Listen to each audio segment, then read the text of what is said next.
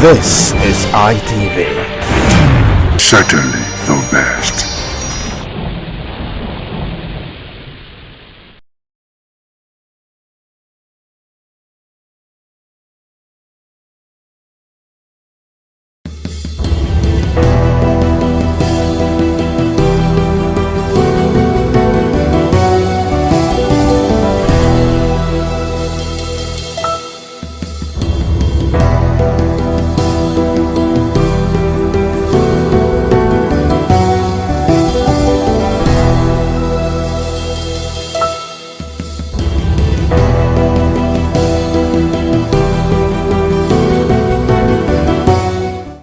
Hello viewers, welcome to Viewpoint on ITV. I am Caroline Okonji.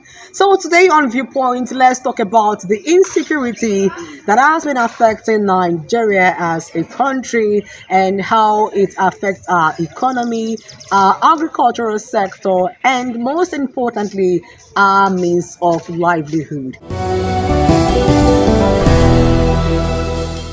Security is the most important element if you are talking about whether state development or national development. No investment can thrive when there's no guaranteed security. And I don't think any economy can grow. I don't think any country can do well if the security architecture of that country is not such that it's able to arrest things that will make investors scared to put their investments in that very environment. And then on the issue of Donald Trump, some people say it's threatening Nigeria, but I don't think it's threatening Nigeria. The issues raised that led to Donald Trump and the Secretary of War of the United States wanting to come to Nigeria, those issues, are they real? Those are the questions to ask. The killings, are they real? Is there massacre of people, whether Christians or non-Christians? I don't believe that the people that are doing it, that they are Muslims, because I even know that Islam does not encourage killings. So for them to think that they are on some mission for God in quotes, and nobody has been able to stop them. We have a country where the security agencies have not been able to curb these things for so many years. 8 years of Buhari is gone. We are post 2 years now talking about arbitration. That's 10 years. And in a country like Nigeria, you still see where they will show you on video where people are being killed and buried. The question when some people talk, the question I always ask them is it because those that are affected are not directly related to it? So I think that the American government, coming out to say that if Nigeria cannot solve it, they want to come and solve it. I think it's a wake-up call on one, the president, who is the commander-in-chief of the armed forces, who is the chief security officer of Nigeria, to either do the needful and let every Nigerian feel protected within our country. As of today, obviously insecurity has become a thing of concern for every Nigerian.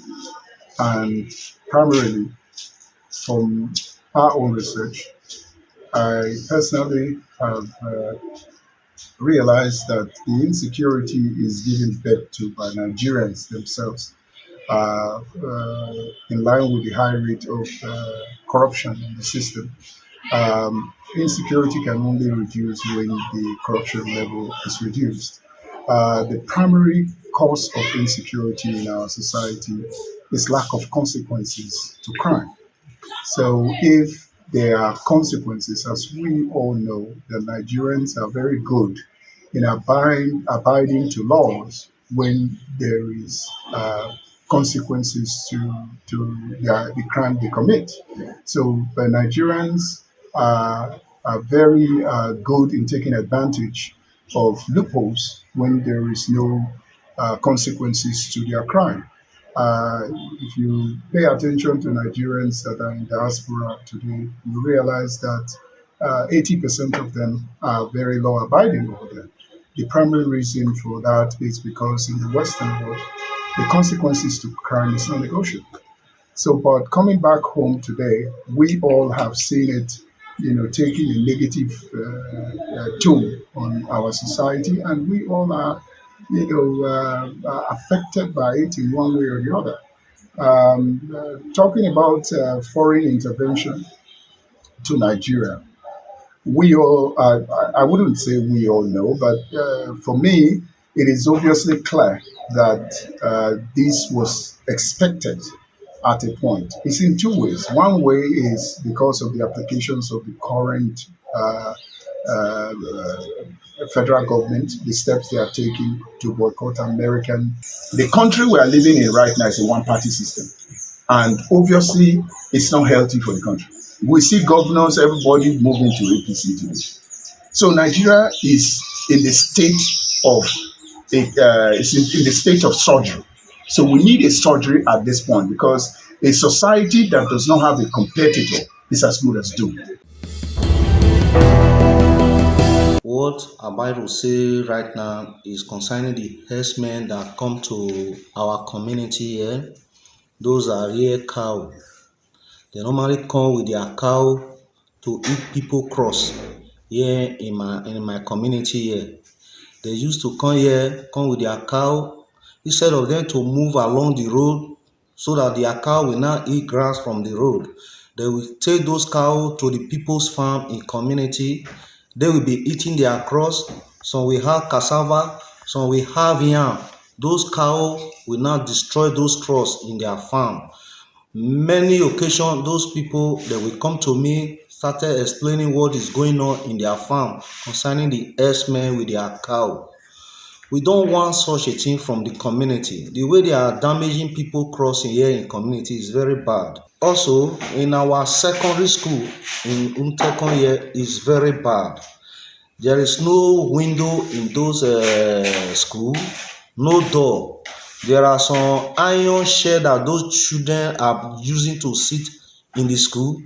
Some boys, we don't know them, they will go there, destroy those shed, pack those iron and bend it, fold it and take it to somewhere they will go and sell those iron. It's the iron that they are taking from the shed. They will remove the wool that the children was supposed to write in school. Then we remove those one away from the shed. Then we fold the iron, take it away to go and sell it to wherever they want to sell it. We doesn't want such a thing in community. We are still pleading, we are begging so that they can also support us. It's supposed the school is well available for us. The school is well built. Those windows have been fixed. Those doors have been fixed. By the time those door or window are being locked, I believe that they can never go there and be stealing those iron share in school.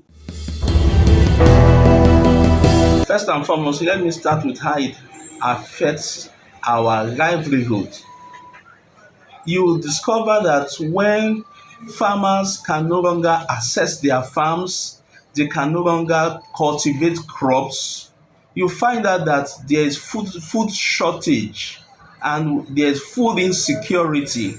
People will be hungry and the few crops or agricultural products, the price will skyrocket, which will result in inflation. And if the prices of foodstuff increase, every other thing will increase to catch up with the prices of foodstuff. You'll find out that when there is insecurity, people can no longer travel. You find out that you see situations where buses are stopped and everybody is kidnapped. How will people do interstate and intercity economic matters or businesses? You find out that everyone is holed up in his own state or in his own city without being able to do cross-country businesses. And again, you find out that foreign investment run away from countries or places where there's insecurity. Where there's insecurity or fear of the unknown, money flies away. People start taking out their finances, their investment, and running away from that country. That is the problem Nigeria is facing, and it is not good for our economic development. And if need be, what stops us from asking for help? If your house is on fire and only you cannot quench the fire, will you not call in neighbors to help? I have spoken against his rhetoric before, but we should look beyond how he speaks. We all know Donald Trump, he will always be Trump. But we must look beyond that and see how we can be helped. Now, Donald Trump seems to have the list of people who are behind this mess that we are in. And so everyone is jittery. But Nigeria needs help. And if help is coming, we should accept it so that these bandits, these headsmen can be driven away.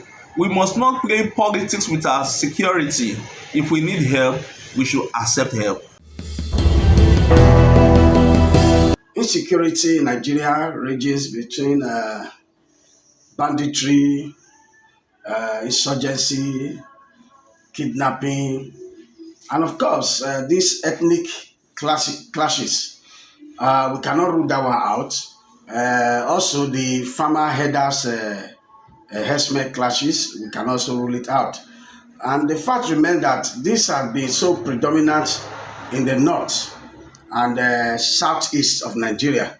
And I think of recent, we started experiencing kidnapping in the south.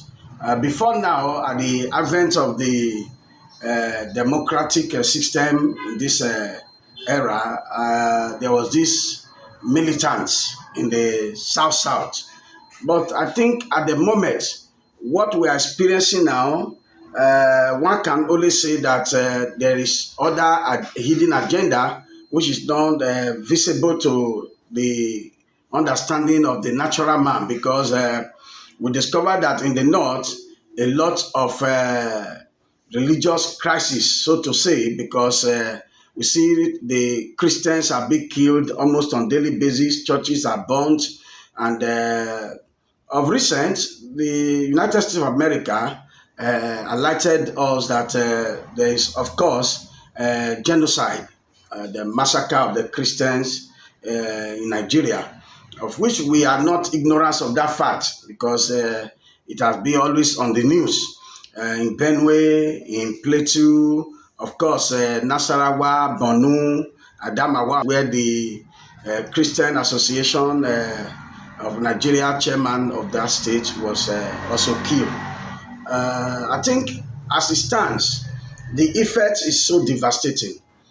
For example, you are going to discover that especially in the northern region, there's going to be restriction of movements, transportation. Of course, also in the south, because you cannot move so freely, because fear of being kidnapped is there, and this herdsmen issue, because like in our community of recent, we saw some of these people also creating some problem, resulting in killings, and of course, those things are likely to have adverse effects on our economy and, of course, in the movement of citizens.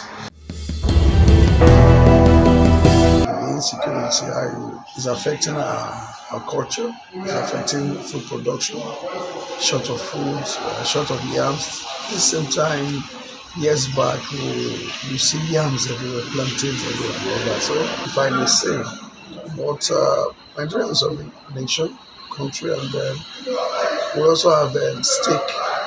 But since our government are proving the otherwise, what do you expect us to do?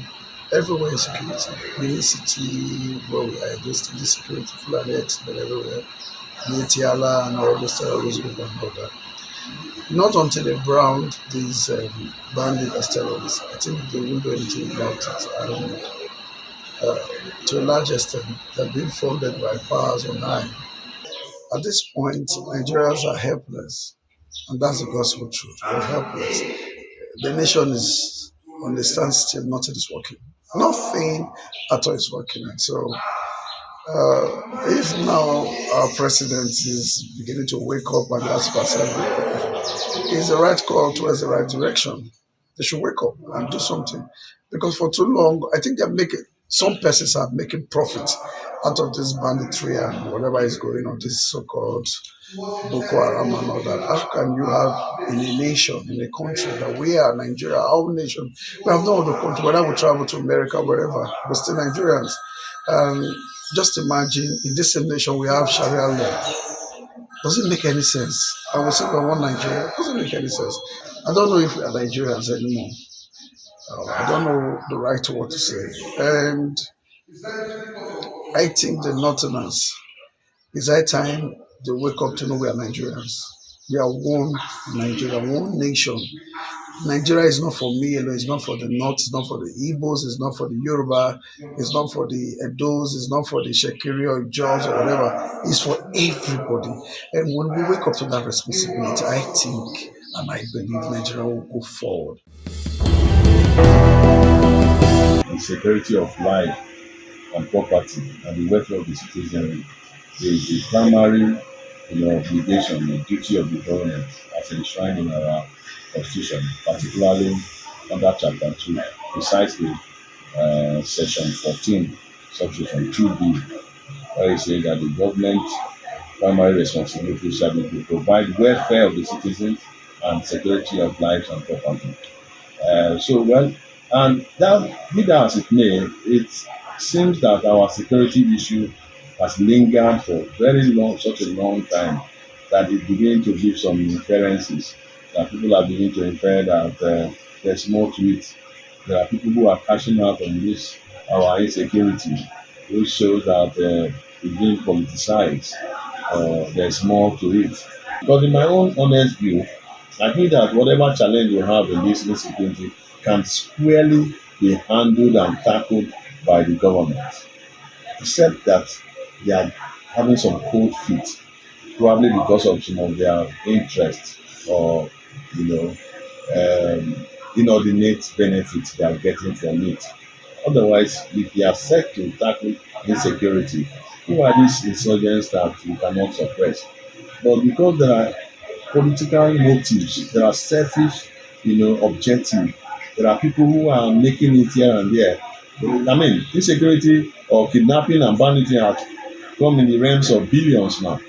They now ask people for ransom in billions, in hundreds of millions. So it has become very profitable to indulge in. So people have been encouraged to get into it because government has provided a veritable ground for it to fester. So now, I think that since Nigeria is a sovereign nation, foreign intervention cannot happen. America cannot invade Nigeria without incurring the wrath of the international community. But as a sovereign nation, your internal affairs are to be managed and handled by you and not to another nation. But America being the number one world police of all the nations, you don't expect them to fold their hands and watch the gory scenes that are flowing out from from Nigeria every day, where people are being beheaded recklessly and ruthlessly, where people's lives have been turned upside down, people have been maimed and brutalized, people have been chased away from their ancestral homes, and nothing is being done, despite the amount of budget, huge, humongous money they've been budgeted for fighting insecurity. It ends up in private courts. And the kind of, when you fight a war that those who are fighting it are part of it, it becomes difficult to win. But most of the people fighting insurgency and insecurity are part of the problem. So that's why it becomes a problem. So I don't think that it is impossible for America to invade Nigeria. It has happened in the past. We blame the federal government. and the state government, not only Edo State. It's no more news. We are aware how the bandit came into Nigeria. I would not want to dwell on it too much. It affects the community, even the rural area. I have farmers that are even farming on their own inside my farm. I have almost 50 laborers. Do you know if I didn't employ security people, that village would not have been going to farm at all. And yet we are not feeling the impact of either the state government or the federal government. This place is a bit fair. What of Benue and Plateau? The government should wake up. For a very long time now, the issue of our insecurity, has been quite alarming. Yes, as a nation that is suffering insecurity, the economy of such a country is going to be stagnated. As a country is also seeking to grow our economy, it is also very important that investors from around the world are attracted to invest into the economy. And then let's also look at our citizens. If there's unrest regarding, if the liberty of the people is being threatened, there's no how people can go about their daily endeavors. Right now, it's also the present issue that farmers no longer go to their farms at will because of the issue of banditry, kidnapping, and all of that, which is a major problem in our current society. It is also to that effect that we as human rights activists within our own capacity are crying out to the government to ensure that the right security apparatus is being employed, and then that the government of the day is trying to focus more their energy is being channeled to address the issues of insecurity as the ultimate unrest in our nation. Well, with no reasons to dispute that Nigeria currently is going through insecurity, like you rightly said. But then, as a president of a country which we believe should also be inclined to international law, we see it as a disrespect, to Nigeria as a sovereign state.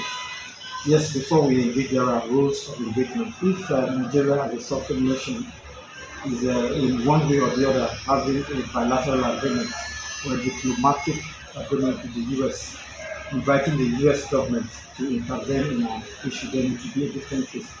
And then the reasons why I, as a person, which I'm also entitled to my opinion, will not support that effort is because the United States, when it comes to military intervention, has a very poor record, because we've seen instances of countries where they intervene and such countries were left in ruin, and Libya is a forceful example in Africa.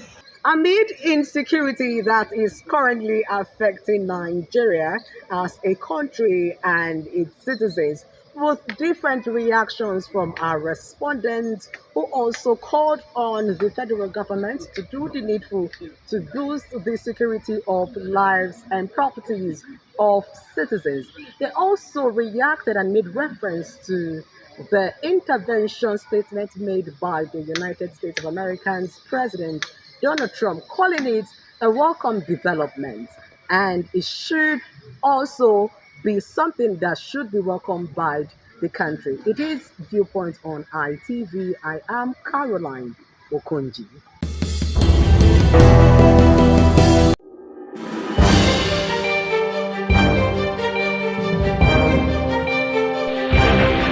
This is ITV. Certainly the best.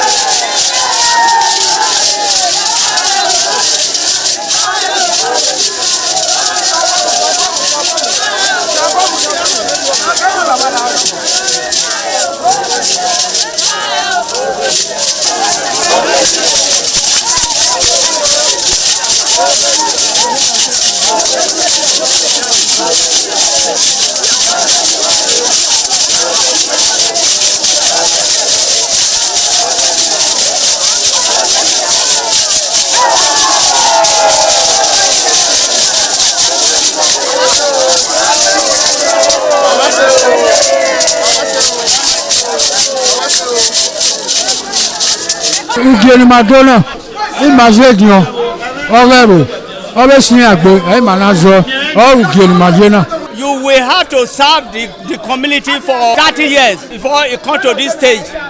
They will update you or your title. Then by then you are one of the elder. This year now, we don't read the year, so that's why we can do this year. Historically, joining the Elders Council, an individual must have reached a certain age and must have made significant contributions to the community through leadership, service, or other meaningful ways. There was jubilation in the community as sons and daughters of Okada, both at home and in the diaspora, trooped out to be part of the ceremony with various homes of the initiates agog with festivities. Friends and well-wishers of those initiated into the Elders Council jubilated at the Ogwedion after performing all traditional rites. The elders, known as Edion, in company with their loved ones, danced to their various homes where guests and family members were entertained.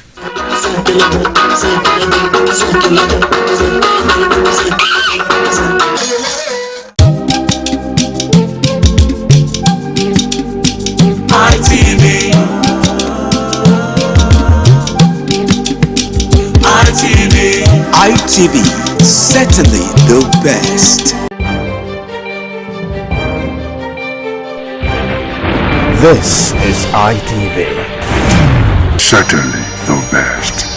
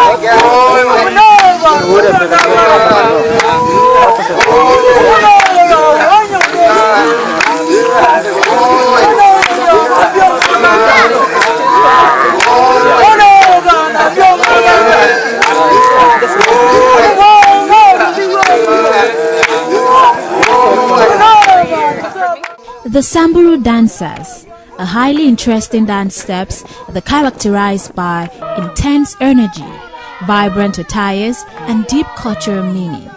Samburu dancers are people from Nilotic alongside the Nile River of the north central of Kenya. Traditionally, they are semi-nomadic pastoralists who primarily herd cattle but also keep sheep, goats, and camels.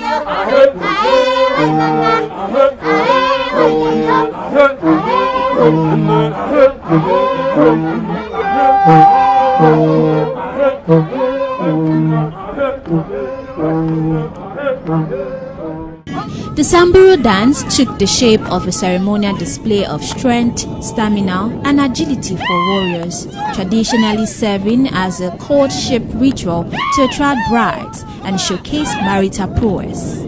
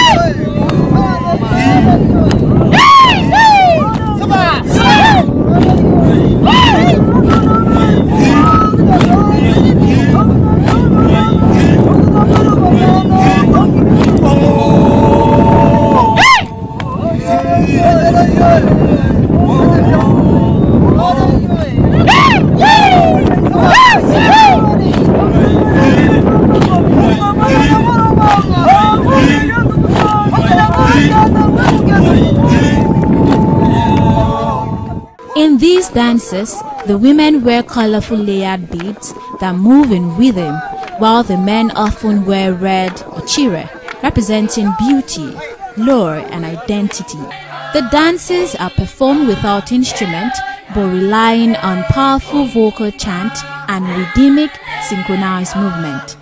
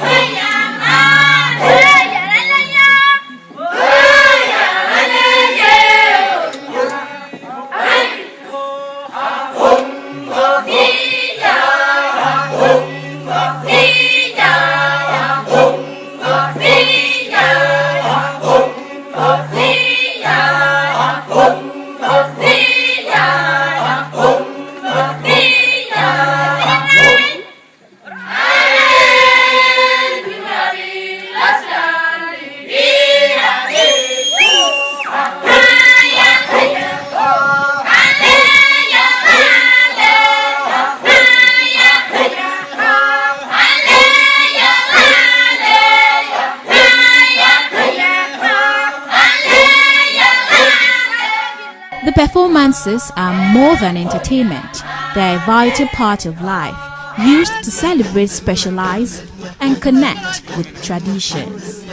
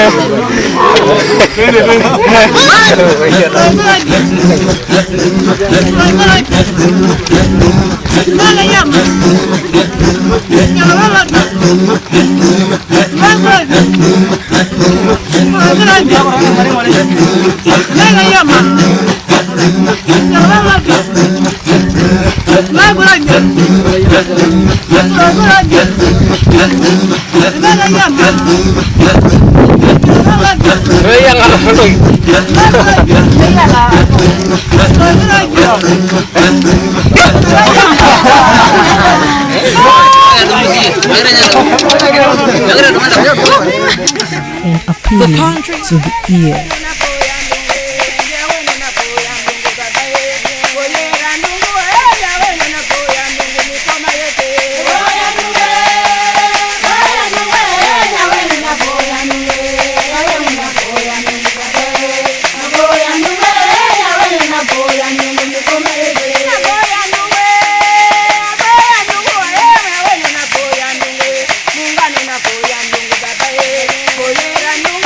Muungano na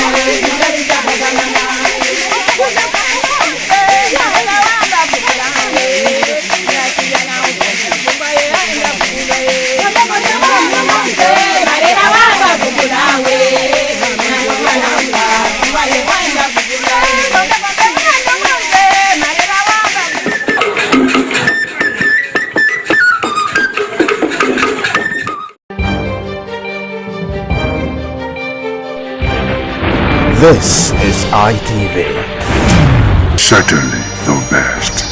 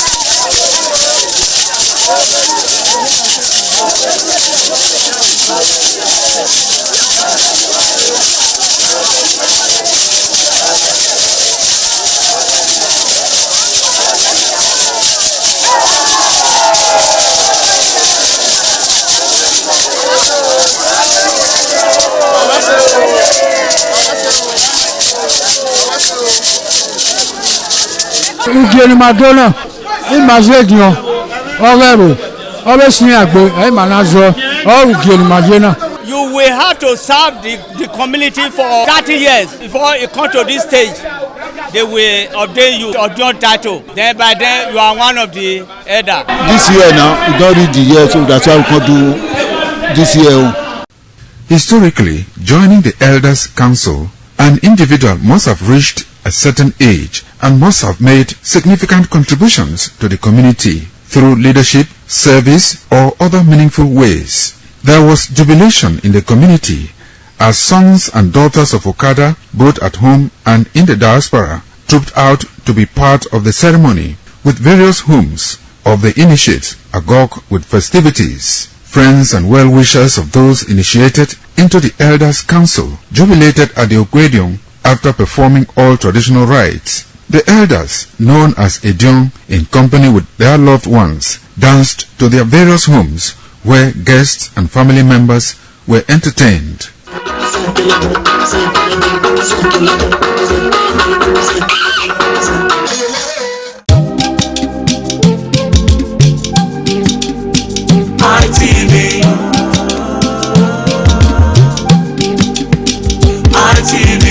ITV, certainly the best.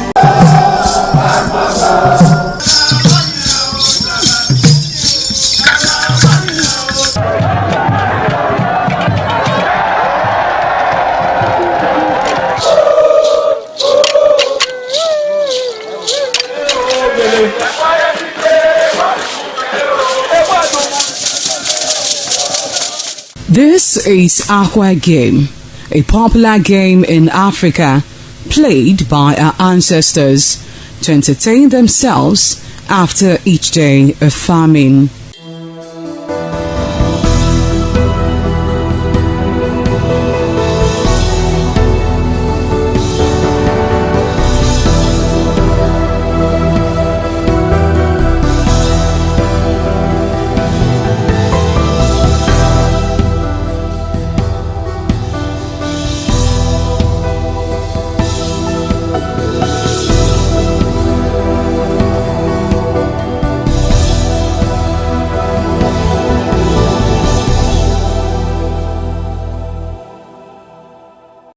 It is also relevant in our coronation in Africa. It is a sport and indeed very interesting, as every seed had a role in the game.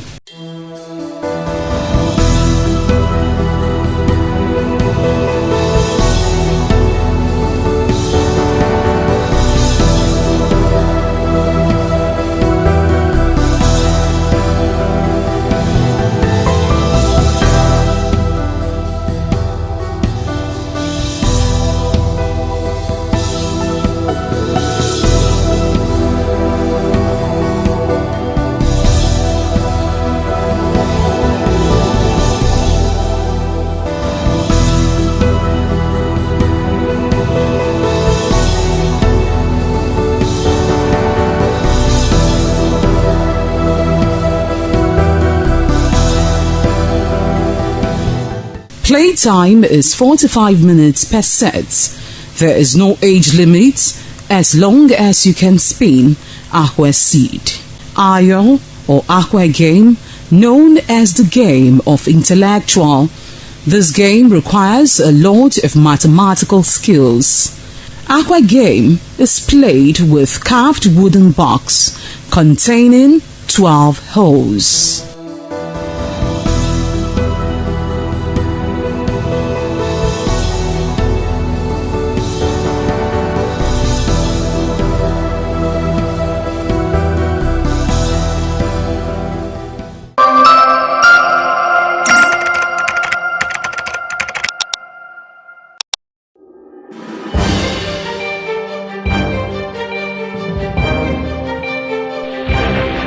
This is ITV. Certainly the best.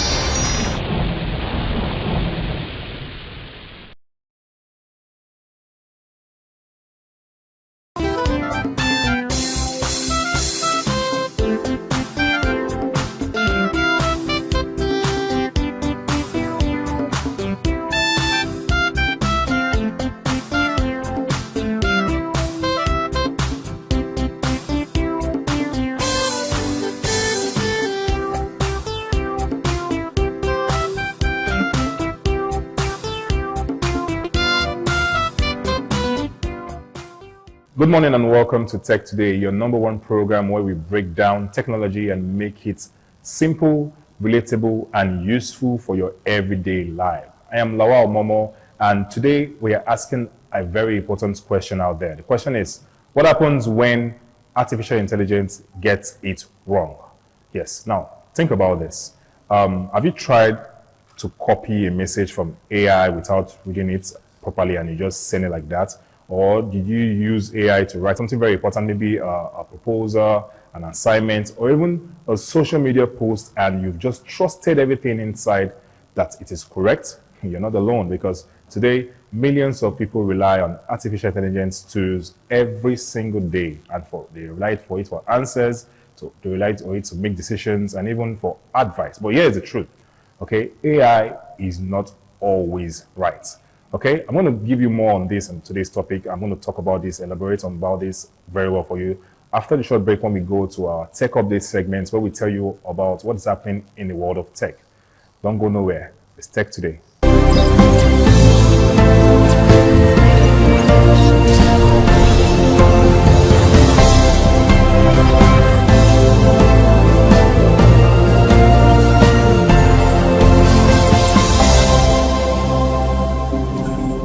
Welcome back to Tech Today, your trusted source for the latest in technology and innovation.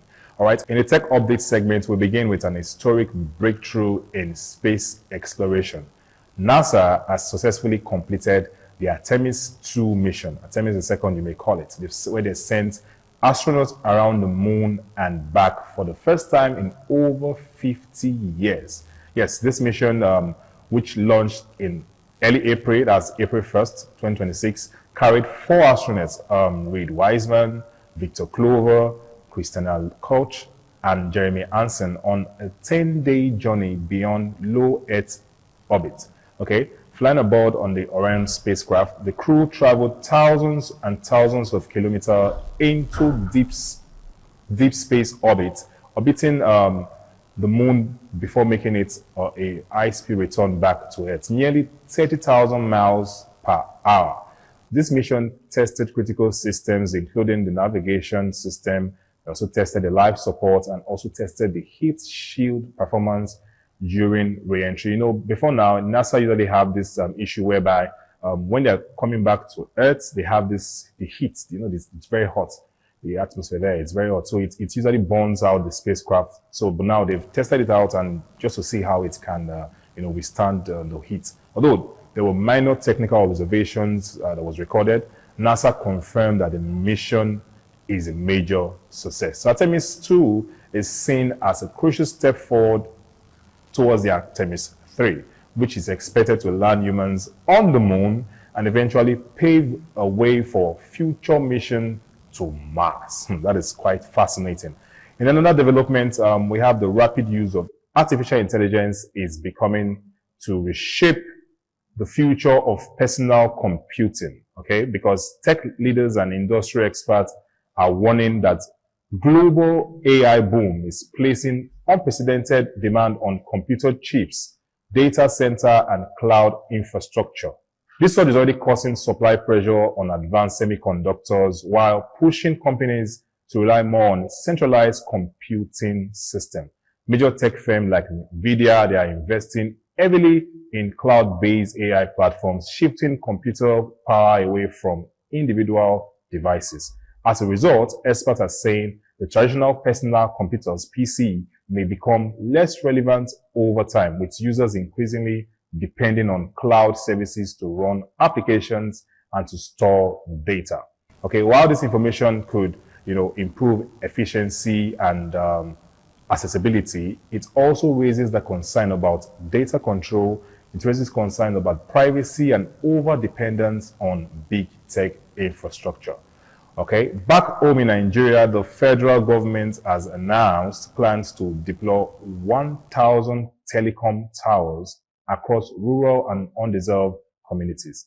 The initiative, supported by the federal government, is aimed at expanding network coverage to over 20 million Nigerians who currently lack reliable access to telecommunications services. Okay, you can expect that this is a good news, because Officials are saying the project will significantly improve the voice and internet connectivity. It will also support the use of internet services, and it also supports digital businesses and also enhance access to online education and also financial services in rural areas. This development is also expected to strengthen Nigerians' digital economy by enabling more citizens to participate in e-commerce, more citizens to also participate in remote work and digital innovation. Expert believes this move will help to bridge the country's digital divide and drive inclusive growth across multiple sectors. And that's your tech update for today. From humanities, return to deep space, which I find is quite fascinating, to the growing influence of artificial intelligence and the effort to expand connectivity here in Nigeria. Technology continues and will always continue to shape the future in powerful ways. Stay informed, stay connected always to technology. We'll go back to the topic of today after the short break.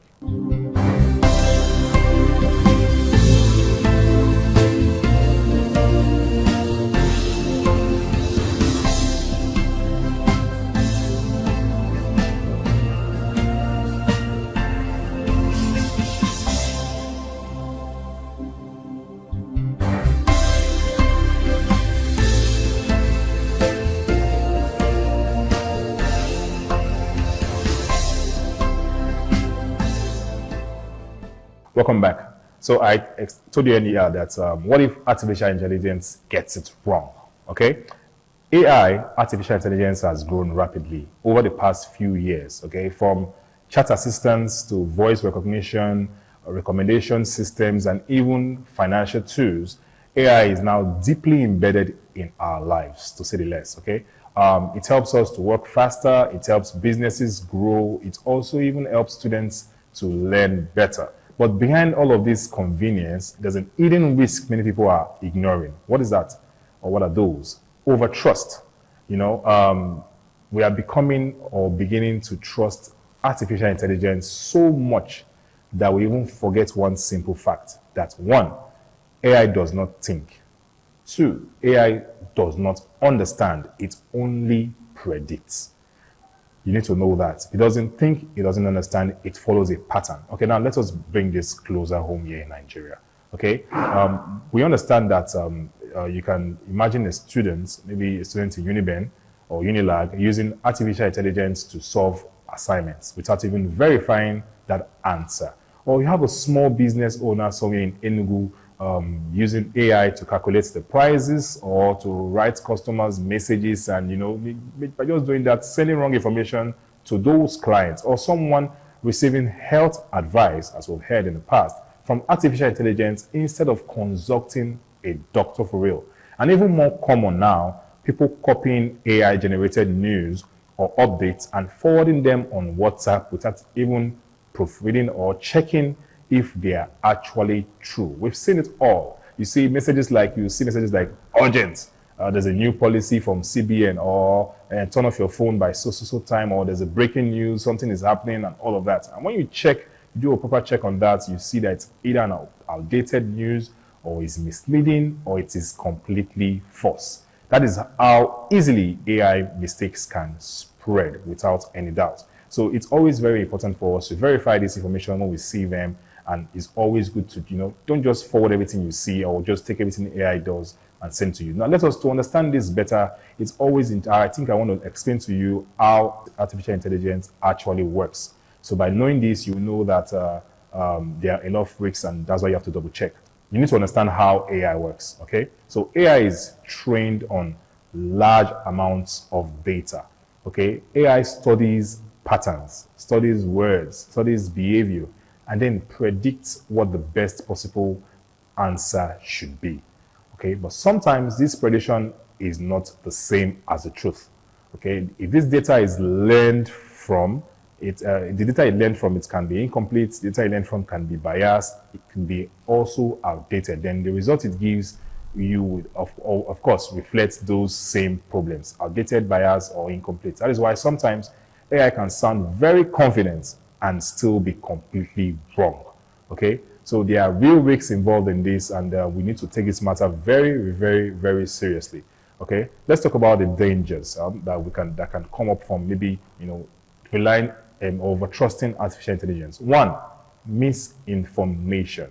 AI can generate content that sounds very real, but it is actually false. This is dangerous in a country where information spreads quickly through social media. Okay, I think there was one time we had I was actually using AI chatbots for a while to ask a question about something I thought that was happening, and when I asked the question, it gave me a wrong answer, and I knew it was wrong answer because I was trying to get more information on what I already know, and from there it just told me things that were not true at all. Then I queried it and said, "But this is not correct. Why are you giving me this answer?" And he said, "Oh, I miscalculated," and then it provided the right answer. So sometimes don't be too trusting. Overtrust, like I said earlier, is what is affecting us, and it affects us so bad.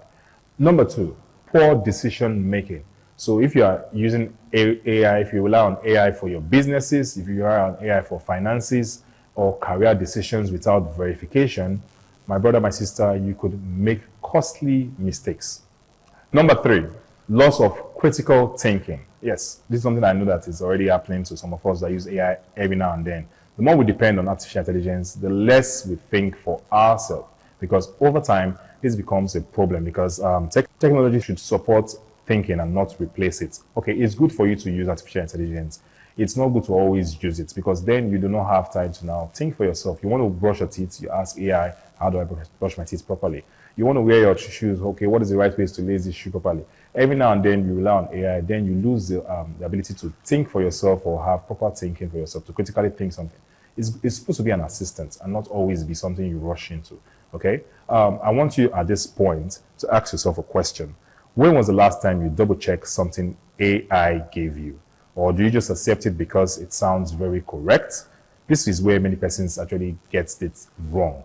It's good. It's a strong reflection point for you right now, okay? So ask yourself, when was the last time you double-checked something that AI gave you? And do you just accept it because it sounds correct? Because sometimes it may be wrong.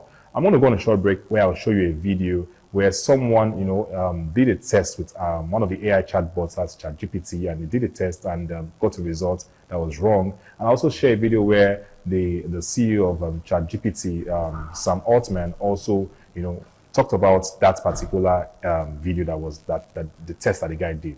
When we'll come back, we'll talk more on that, how you can, properly guided on using AI in your day-to-day activities. Don't go nowhere.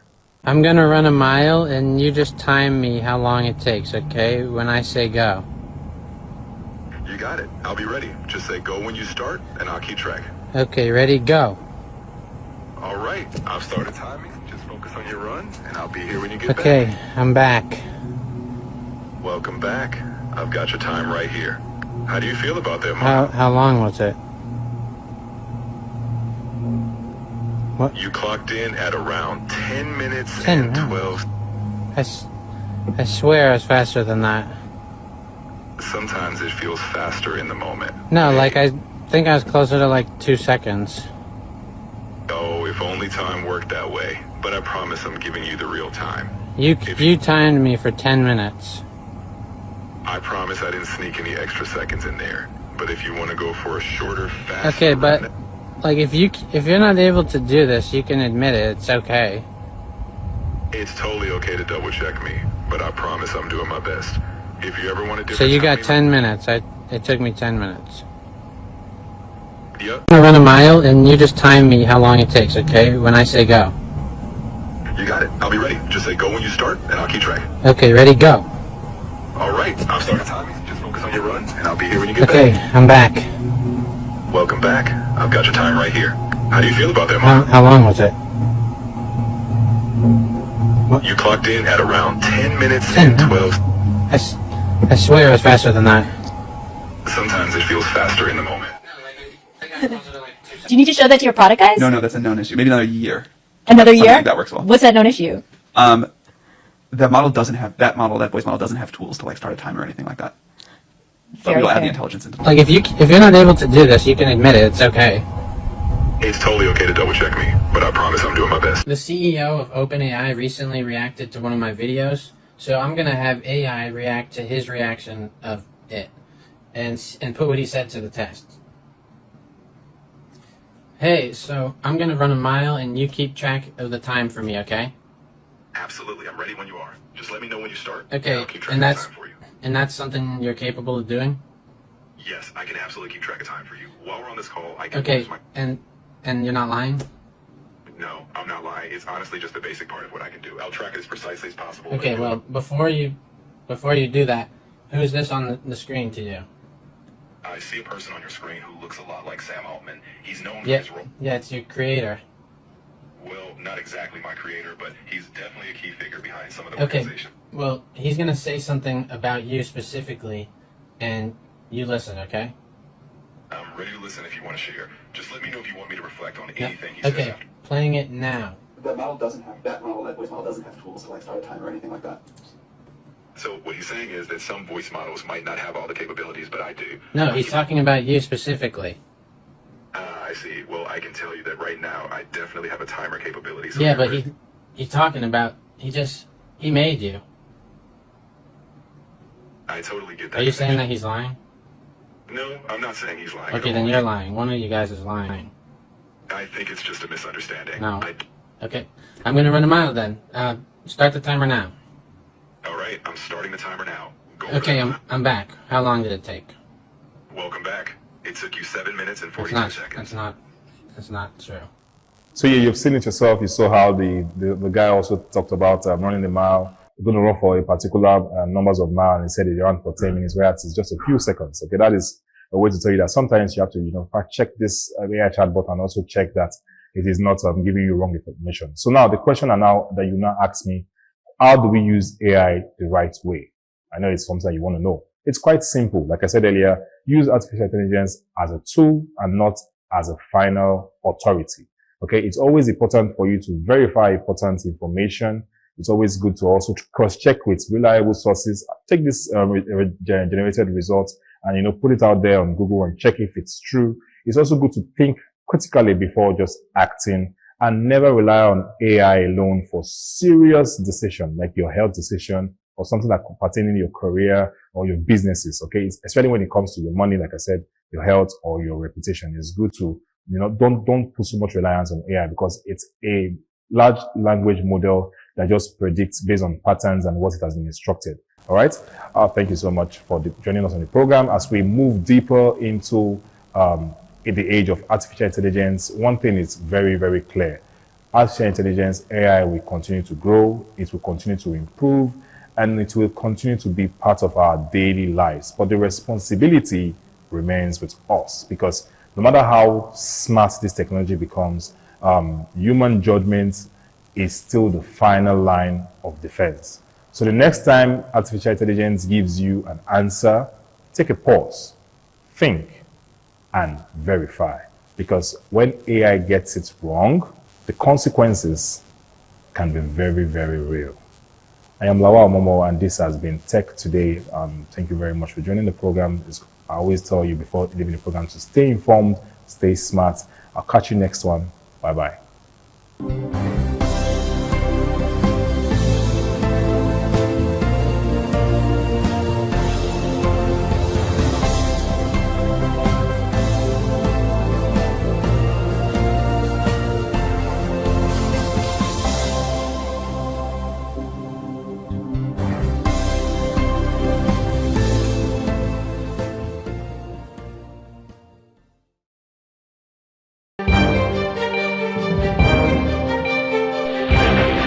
This is ITV. Certainly the best.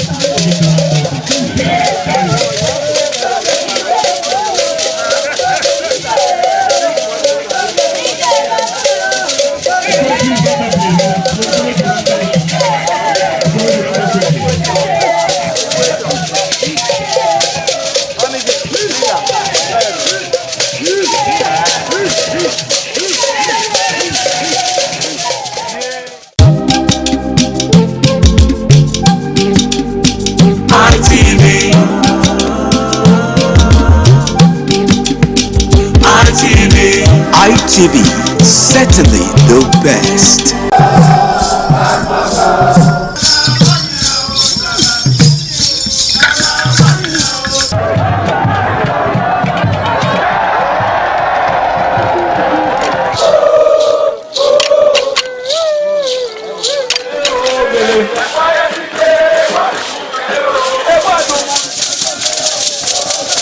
The new Edion expressed excitement as they danced and rejoiced before the Esama of Benin, Sir Chief Dr. Gabriel Osawori Benedion, who also joined in the dance.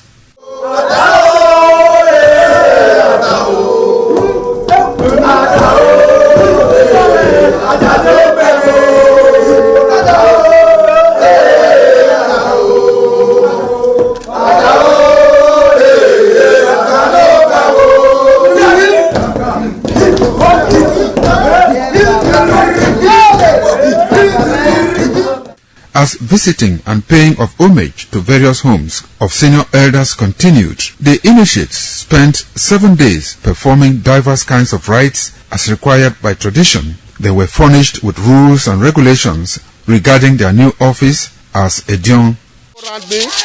That I grew up in this community to the point that they have now also chosen me as an elder in this community. It's a thing of great joy. All thanks to the Esama of Benin, my people, my family, everybody, all Okada community for this great honor. I am very, very grateful. Well, this is my brother. I'll call him my uncle because he grew up with my father.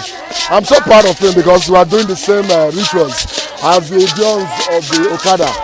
It is our duty for us to make this place a greater place, for outsiders to come and see the goodness of God in Okada. And I'm proud of every one of us here. So shall it be to each and every one of us in Jesus' name.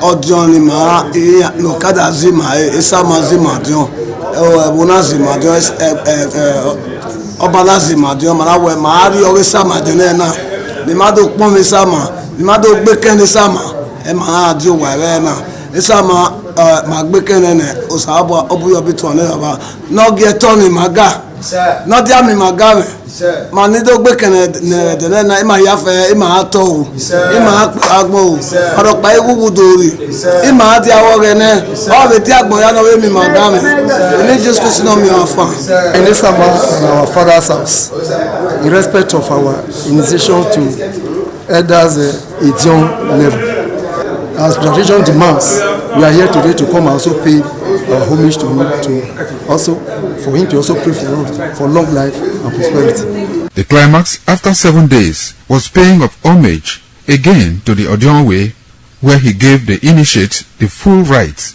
to function and to henceforth participate in meetings with Edion. It will go down in the history and minds of Okada community, Ovia people, Edo State, and Nigeria in general. The ambience, style, and the colorful ceremony associated with the 2025 initiation into the Edion Council of former Governor of Edo State, Chief Lucky Nosagari Benedion, his brothers Bright Ayamakwe Benedion, Honorable Charles Osenwige Benedion, Peter Osawori Benedion, Dr. Fred Osawuni Benedion, Barrister Mike Osawuni Benedion, Executive Director Operations, ITV and Radio, Chief Elder Benedion Wonse, Honorable Efosa Douglas Benedion, Ukponwa Benedion, Osawe Benedion, Edosa Benedion, Dr. Daniel Omorige Benedion, as well as Agbong Steve Benedion, among other sons of Okada.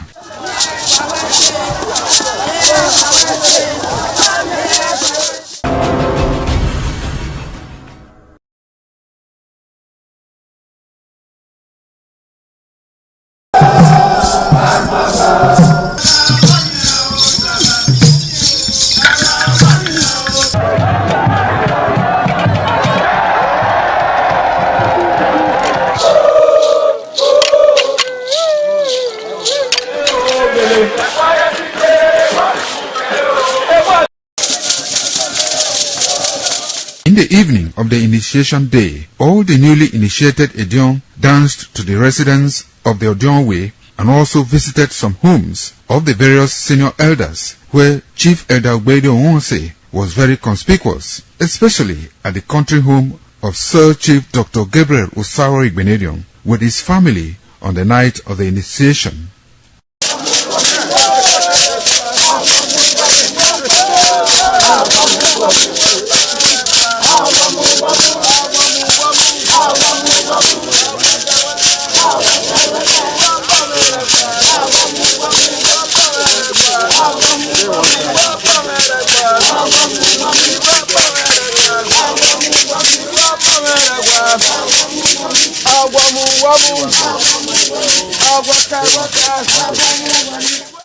On the following morning, as part of the rite to be performed by the newly initiated Edion in Okada town, the initiates, led by Chief Edagbedo Onse, visited the Esama of Benin, Sir Chief Dr. Gabriel Osaro Igbenedion, at his Okada country home residence to pay homage and appreciate him for all he has done in the development of the community, which has placed Okada in world map. They also thanked him for his role in the success of their ceremony. They commended the Esama of Benin as a custodian of Benin cultural heritage and for revitalizing the age-long tradition of the age-grade ceremony.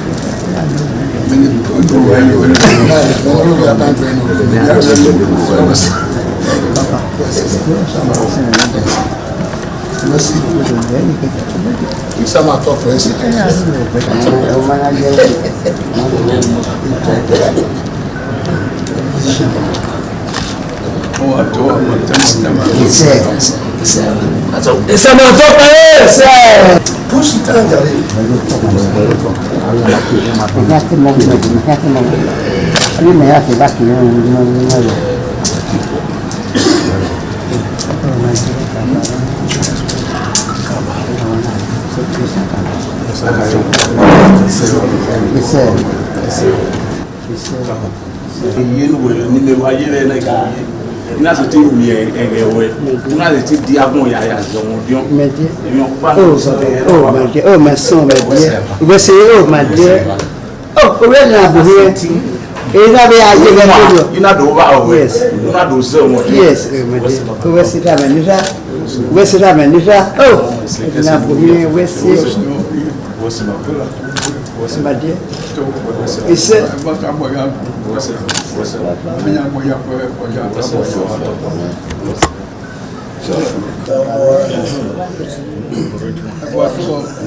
comment c'est papa de voici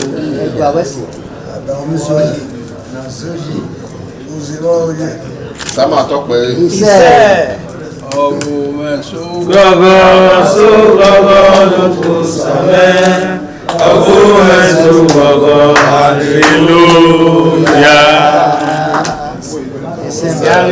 Sama tọpẹ. Ìṣe ìwàyà kí máa pọ̀ mí sáàmà mẹ́.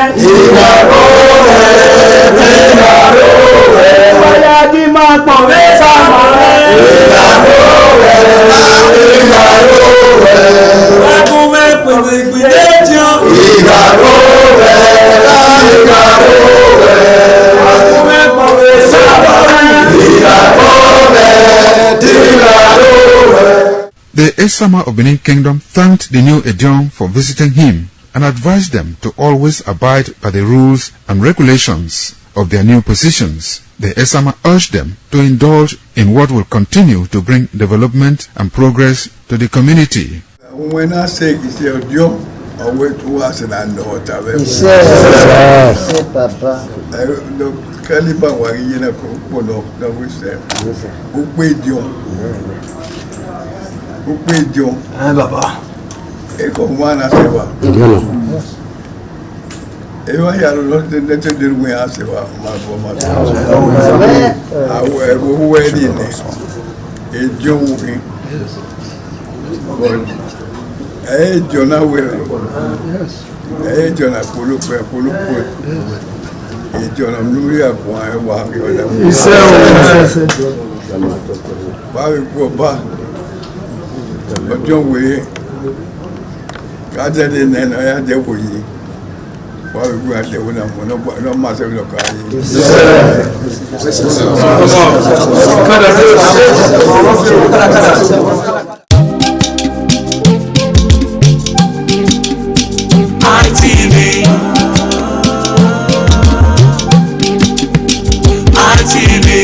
ITV, certainly the best.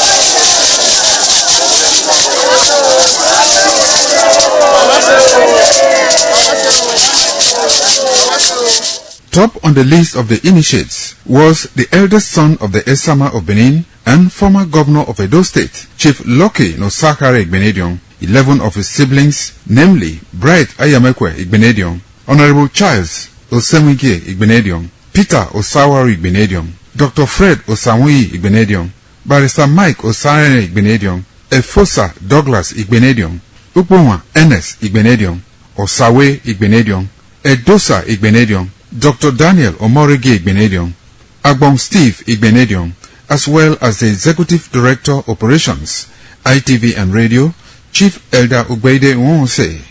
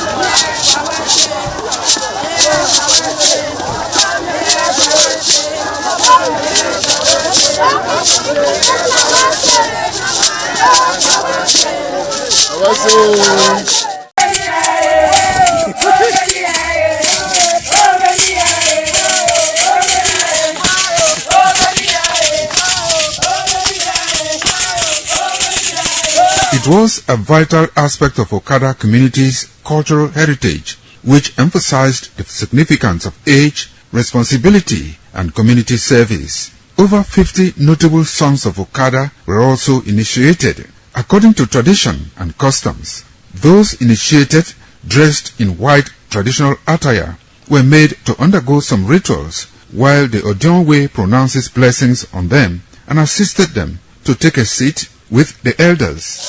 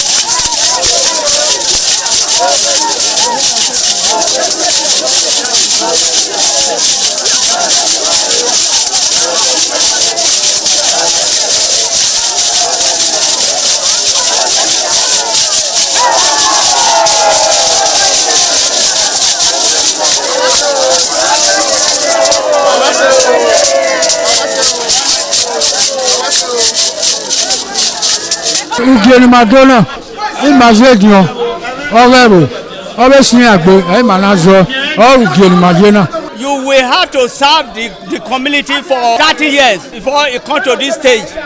They will ordain you Odion title. Then by then you are one of the elder. This year now, we don't read the year, so that's why we can do this year. Historically, joining the Elders Council, an individual must have reached a certain age and must have made significant contributions to the community through leadership, service, or other meaningful ways. There was jubilation in the community as sons and daughters of Okada, both at home and in the diaspora, trooped out to be part of the ceremony with various homes of the initiates agog with festivities. Friends and well-wishers of those initiated into the Elders Council jubilated at the Ogwedion after performing all traditional rites. The elders, known as Edion, in company with their loved ones, danced to their various homes where guests and family members were entertained.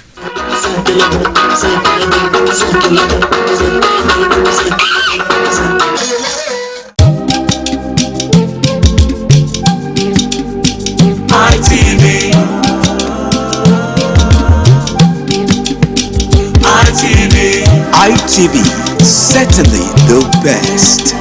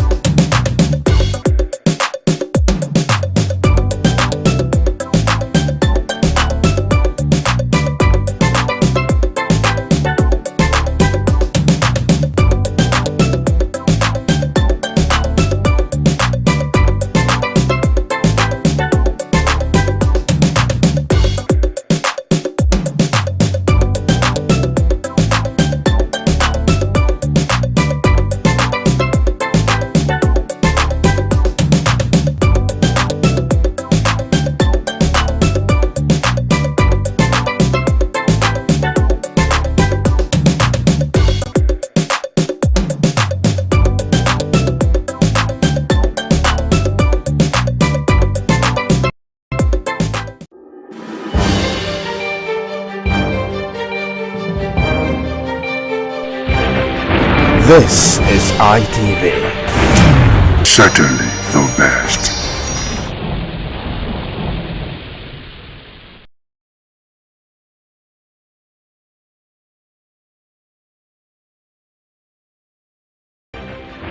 This is ITV. Certainly the best.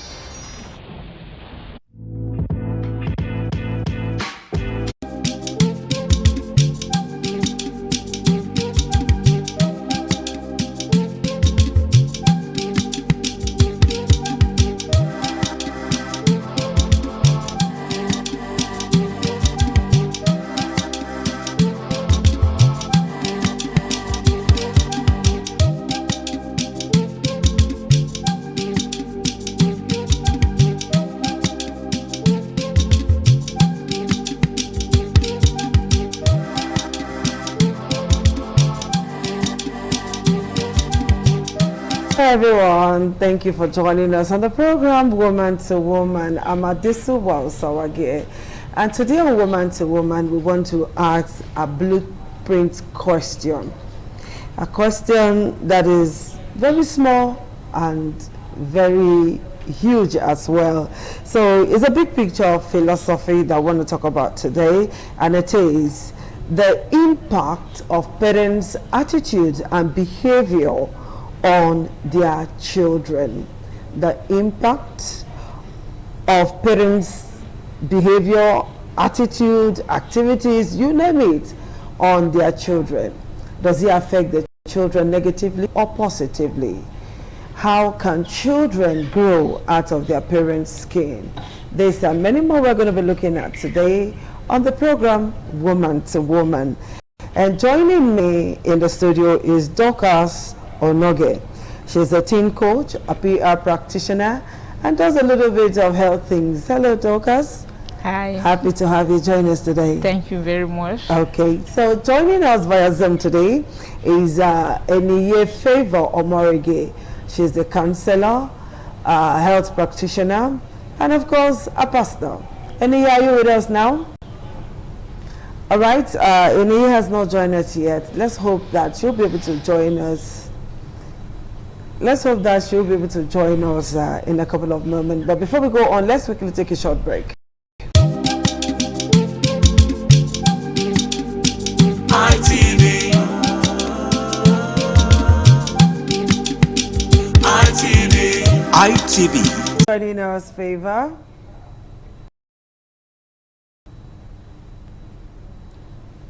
Can Favor hear me? Okay, I think we're having issues with audio there. Okay, so having said all of that, let's look at the way a parent's stress level affects their children's emotional well-being. Well, when parents are stressed, one thing I believe in one thing, I don't believe in what we call transfer of aggression. I don't believe in it. But it happens. And some people don't know how to control that. If you offend me, for instance, now, I should not transfer the offense, the anger you have caused me to another person. I should know the boundary that this person, you are the one that has offended the other. Forgetting that you are and a lot of things are going wrong. It can help the children's challenges, anger issues. All right, these children will not be able to relate well with other children in their, in the school, in their environment, and they will not be happy children. To prevent this, parents have to know that their attitude, their actions, everything they do affects everything about their children, and should not jeopardize the upbringing of their children with their own negative characters and attitudes. Okay, go ahead, please. Academically too, it can affect them in school. They are not motivated. They start coming out from behind the classroom instead of being at the top in the class. So there are a lot that the children loses when the home front parental attitudinal issues and challenges. Whatever attitude parents display. Can you hear me? Yes, I can hear you, Favor. So what I'm trying to say is that whatever attitude or behavior a parent displays, the children will copy from it. And is it right to say that this attitude would, of course, affect the relationship these children may have in the future? Yes. Can you hear me, Favor? Very well. Okay. You know, from a happy child, you grew up to be a happy adult. Any child that grows up in this kind of environment, they start having issues. They may be unable to keep healthy, positive relationships. So to prevent all this, you know, they will have issues relating with people. They may start having depression, other behavioral challenges. Some of these children, as growing adults, young adolescents, can go into drug abuse, substance abuse, you know, all in an attempt to cope, to be elated, to be happy with the environment that they find themselves. Short break, and when we come back, we'll come and ask questions on how parents can behave in such a way that we will build good children for tomorrow.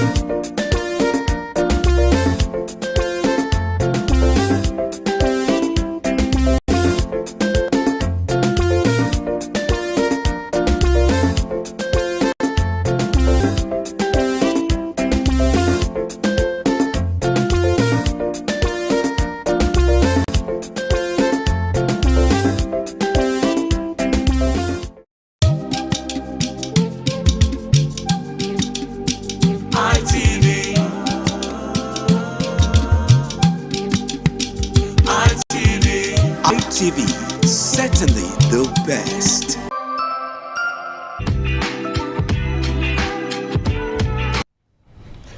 All right, thank you for staying tuned to the program, Woman to Woman, on Independent Television.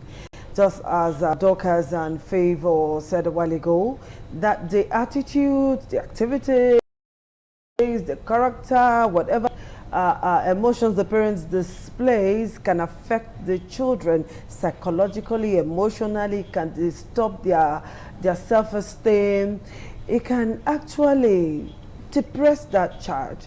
So now that we know all of this, how can a parent behave better to help the children, to make sure that the children are just okay and they are children the way they are supposed to be? You know, some parents' behavior can make a child become an adult overnight.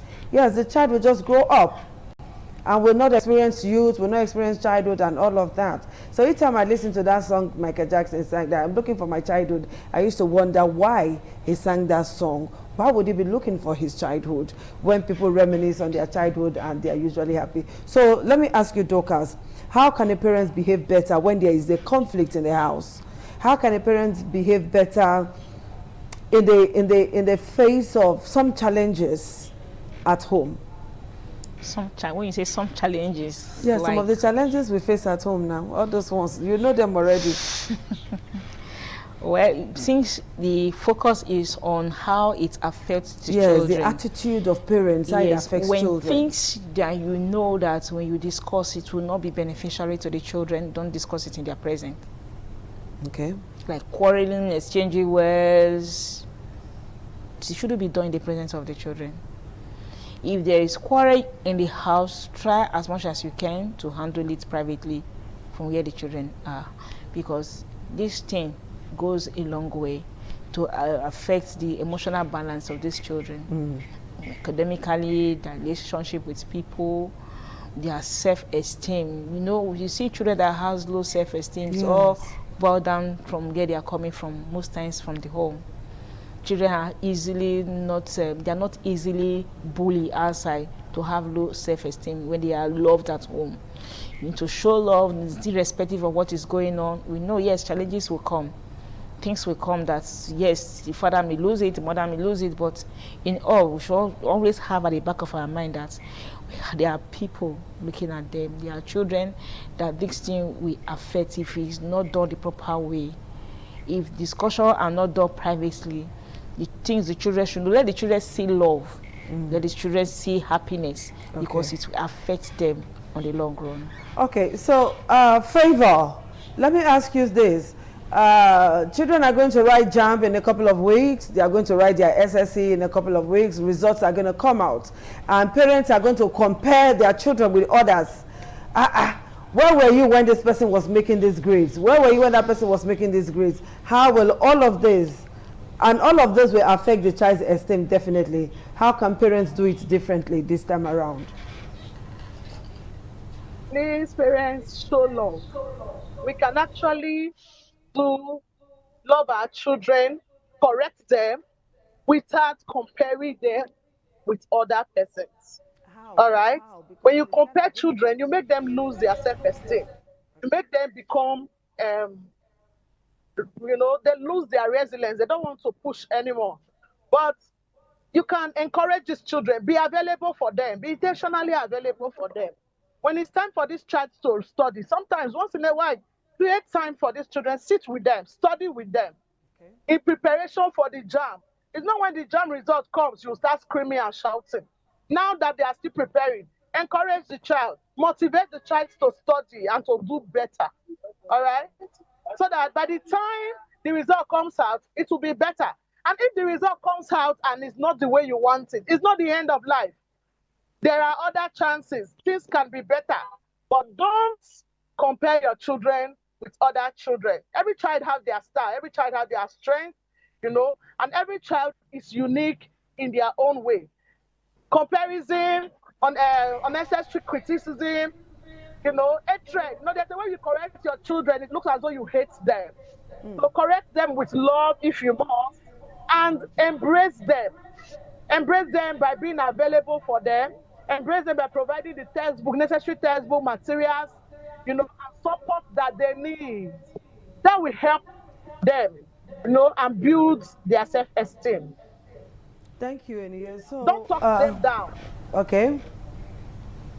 All right, Dorcas, I'm waiting for you to say something about this. Yes, in addition to what she has just said, sometimes you can be well prepared for something and the thing will still not work out. So when your children, for instance, just taking about the exam that is they are going to write soon, when they didn't perform well, you just have to encourage them because they have to go back and write the exam. Let them know that they didn't pass because they are bad, but because there are times that you get prepared for something and you still come out and fail. With that, they will have more energy, the zeal to want to put in more effort, ensure that they come out well. Okay. All right, parents, you have heard it, that your attitude, your activities, your behavior, whatever emotion you are displaying can actually make or mar your children. Can we just take it easy with our kids? So that tomorrow we'll have that thing that we always say, leaders of tomorrow, at least quality, fantastic, responsible leaders of tomorrow will have empathy towards others. Okay, it is your behavior that will push that children to that level or push that child under.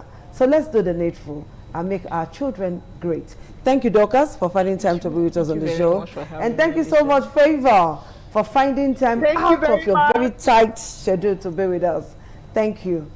All right, guys, we'll see you again next week on the program Woman to Woman.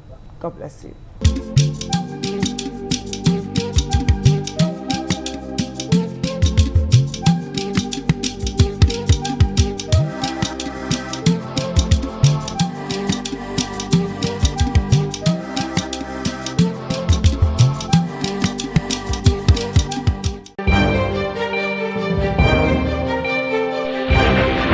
This is ITV. Certainly the best.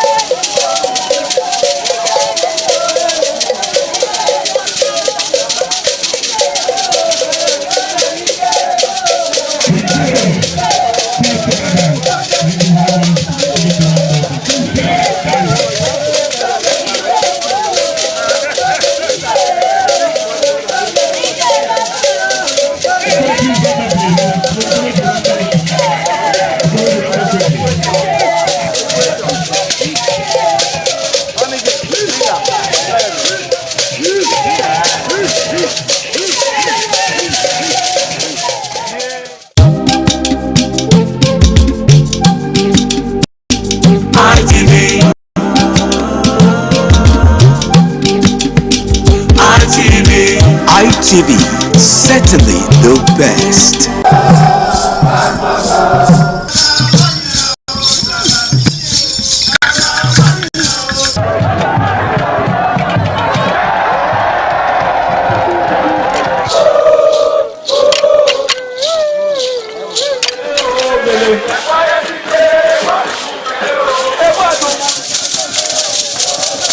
The new Ejong expressed excitement as they danced and rejoiced before the Esama of Benin, Sir Chief Dr. Gabriel Osawari Benedion, who also joined in the dance.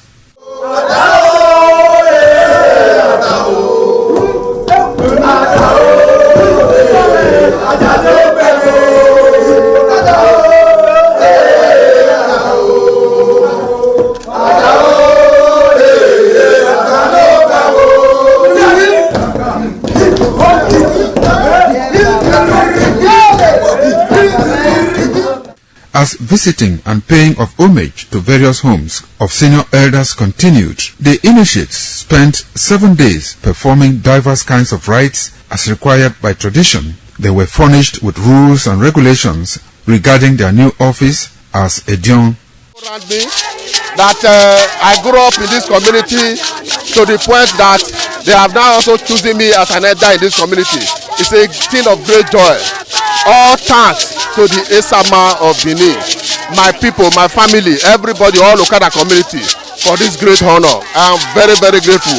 Well, this is my brother. I'll call him my uncle because he grew up with my father.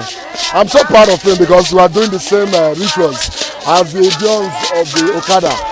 It is our duty for us to make this place a greater place, for outsiders to come and see the goodness of God in Okada. And I'm proud of every one of us here. So shall it be to each and every one of us in Jesus' name.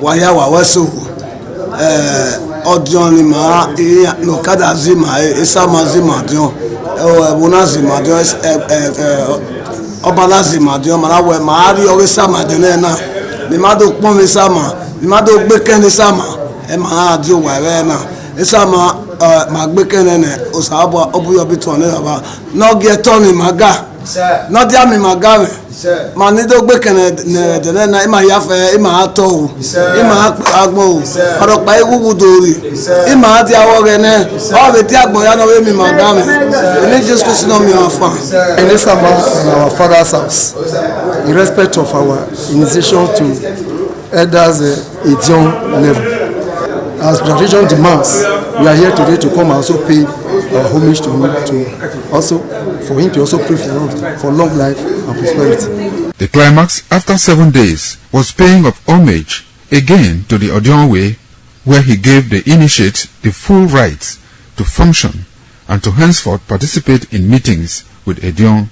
It will go down in the history and minds of Okada community, Ovia people, Edo State, and Nigeria in general. The ambience, style, and the colorful ceremony associated with the 2025 initiation into the Edion Council of former Governor of Edo State, Chief Lucky Nosakari Igbenedion, his brothers Bright Ayamekwe Igbenedion, Honorable Charles Osenwige Igbenedion, Peter Osawari Igbenedion, Dr. Fred Osawuni Igbenedion, Barrister Mike Osarene Igbenedion, Executive Director Operations, ITV and Radio, Chief Elder Ogbedio Wonse, Honorable Efosa Douglas Igbenedion, Ukponwa Igbenedion, Osawe Igbenedion, Edosa Igbenedion, Dr. Daniel Omorige Igbenedion, as well as Agbong Steve Igbenedion, among other sons of Okada.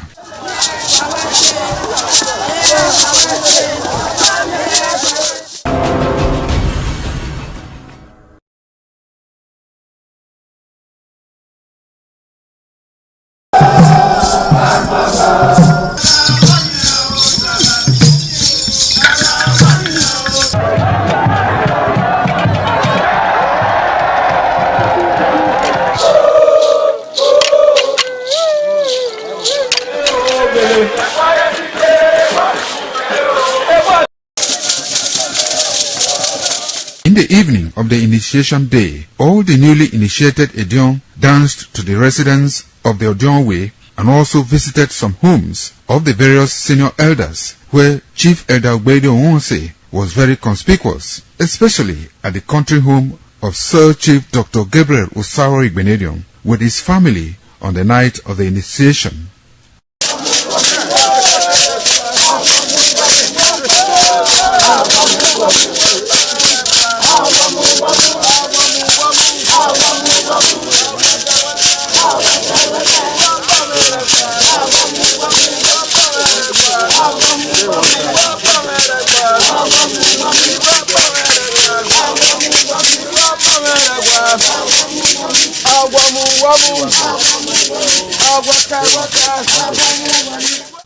On the following morning, as part of the rites to be performed by the newly initiated Edion in Okada town, the initiates, led by Chief Elder Ogbedio Wonse, visited the Esama of Benin, Sir Chief Dr. Gabriel Osawari Igbenedion, at his Okada country home residence to pay homage and appreciate him for all he has done in the development of the community, which has placed Okada in world map. They also thanked him for his role in the success of their ceremony. They commended the Esama of Benin as a custodian of Benin cultural heritage and for revitalizing the age-long tradition of the age-grade ceremony.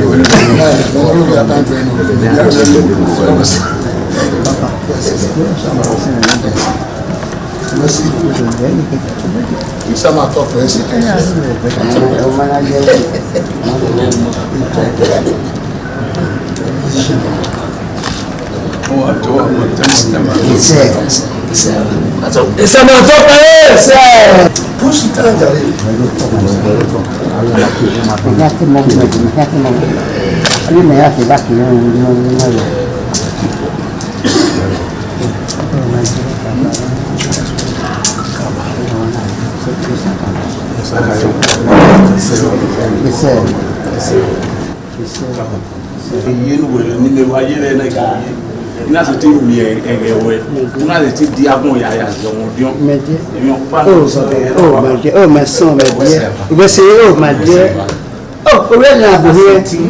You not over. Yes. You not do so much. Yes, where's it happening? Where's it happening? Oh, where's my dear? He said,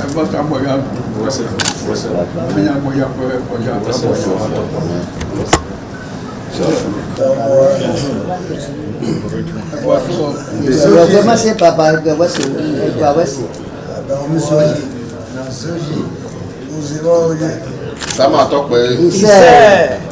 Ọ̀gbọ̀n ẹ̀sọ́. Gọ́gọ́ só gọ́gọ́ ló kó sàmẹ́.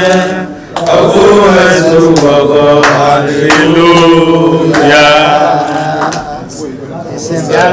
Sama talk pé. Iṣẹ́. Ìwàyá kí máa pọ̀ mí sáàmà mẹ́. Ìgbàgbọ́ rẹ̀ ìgbàgbọ́ rẹ̀. Ìwàyá kí máa pọ̀ mí sáàmà mẹ́. Ìgbàgbọ́ rẹ̀ ìgbàgbọ́ rẹ̀. Ẹkún mẹ́pẹ̀ gbègbè jẹun. Ìgbàgbọ́ rẹ̀ ìgbàgbọ́ rẹ̀. Ẹkún mẹ́pẹ̀ gbègbè sáàmà mẹ́. Ìgbàgbọ́ rẹ̀ ìgbàgbọ́ rẹ̀. The Esama of Benin Kingdom thanked the new Edion for visiting him and advised them to always abide by the rules and regulations of their new positions. The Esama urged them to indulge in what will continue to bring development and progress to the community. When I say it's your job, I wait to us and I know what I've ever Iṣẹ́ Papa. Caliban wà yín náà kò pọ̀ lọ́wọ́ ìṣẹ́. Ó pé Edion. Ó pé Edion. Bàbá. Ẹ̀kọ́ wọn náà ṣe wà. Ewa ya lo nete de we ase wa ma bo ma. Awo ebo huwe ni ne. Ejo wi. Ejo na we. Ejo na polo. Ejo na mluri akwa e wa bi oda. Ba bi ko ba. Ojo we. Ka je de ne na ya de ko yi.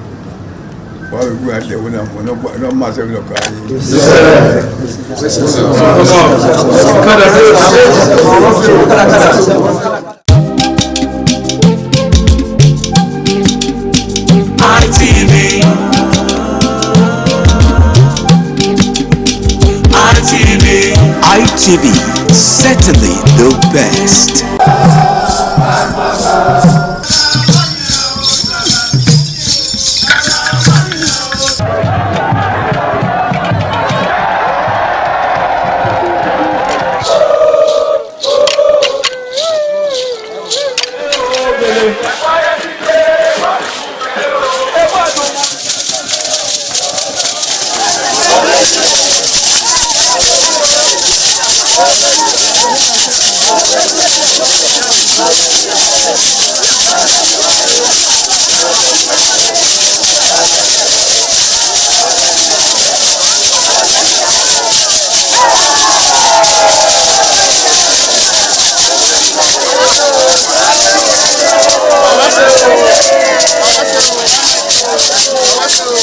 Top on the list of the initiates was the eldest son of the Esama of Benin and former governor of Edo State, Chief Lucky Nosakare Igbenedion. 11 of his siblings, namely Bright Ayamekwe Igbenedion, Honorable Charles Osemwige Igbenedion, Peter Osawari Igbenedion, Dr. Fred Osanwi Igbenedion, Barrister Mike Osarene Igbenedion, Efosa Douglas Igbenedion, Upunwa Enes Igbenedion, Osawe Igbenedion, Edosa Igbenedion, Dr. Daniel Omorige Igbenedion, Agbon Steve Igbenedion, as well as the Executive Director Operations, ITV and Radio, Chief Elder Ugbeide Nwonse.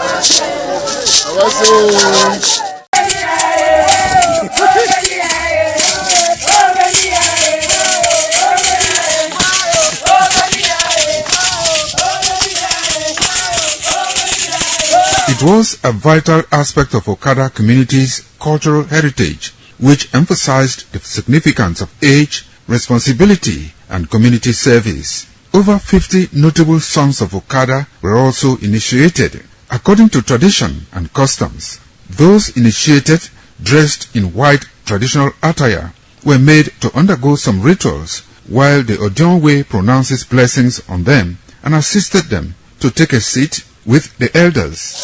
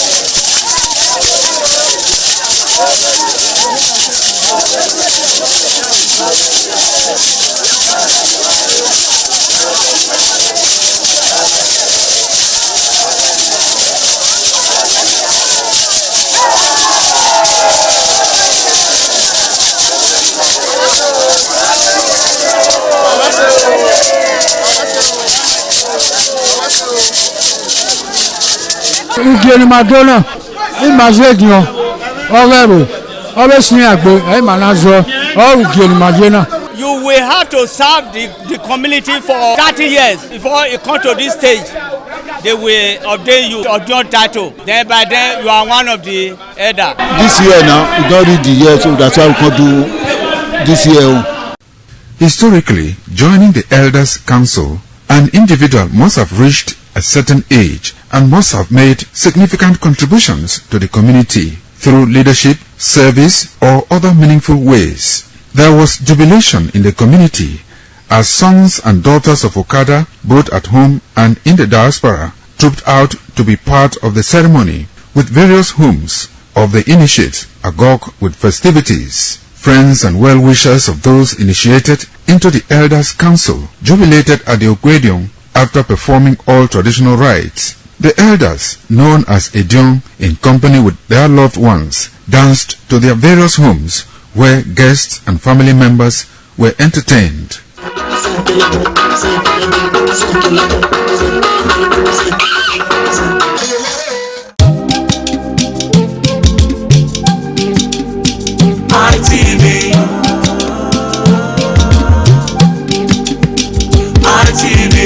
ITV, certainly the best.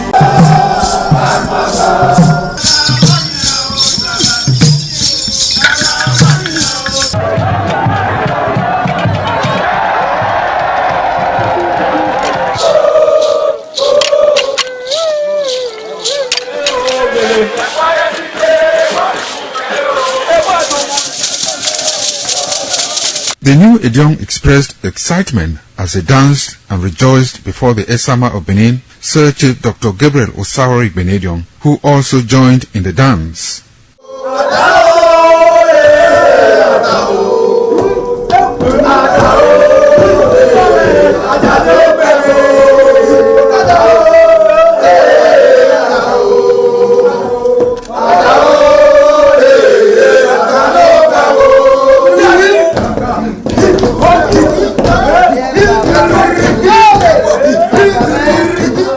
As visiting and paying of homage to various homes of senior elders continued, the initiates spent 7 days performing diverse kinds of rites as required by tradition. They were furnished with rules and regulations regarding their new office as Edion.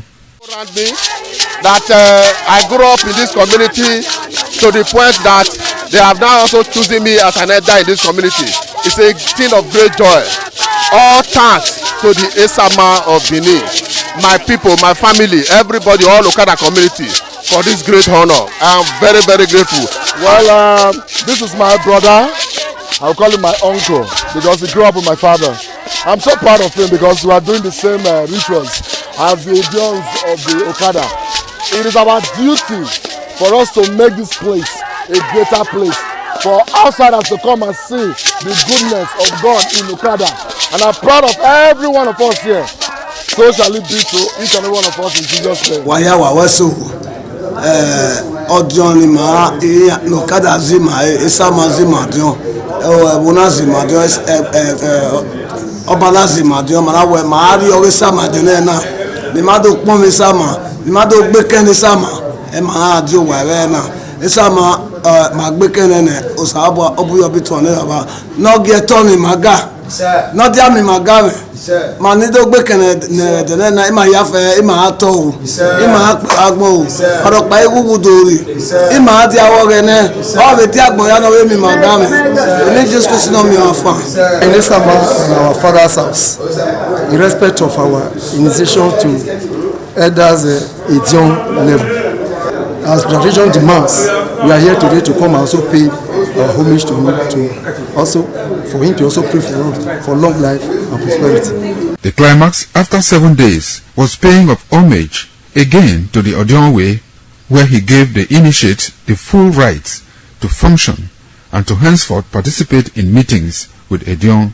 It will go down in the history and minds of Okada community, Ovia people, Edo State, and Nigeria in general. The ambience, style, and the colorful ceremony associated with the 2025 initiation into the Edion Council of former Governor of Edo State, Chief Lucky Nosakari Igbinedion, his brothers Bright Ayamakwe Igbinedion, Honorable Charles Osenwige Igbinedion, Peter Osawori Igbinedion, Dr. Fred Osawuni Igbinedion, Barrister Mike Osayene Igbinedion, Executive Director Operations, ITV and Radio, Chief Elder Ogbedio Nwunse, Honorable Efosa Douglas Igbinedion, Ukponwa Igbinedion, Osawe Igbinedion, Edosa Igbinedion, Dr. Daniel Omarege Igbinedion, as well as Agbong Steve Igbinedion, among other sons of Okada.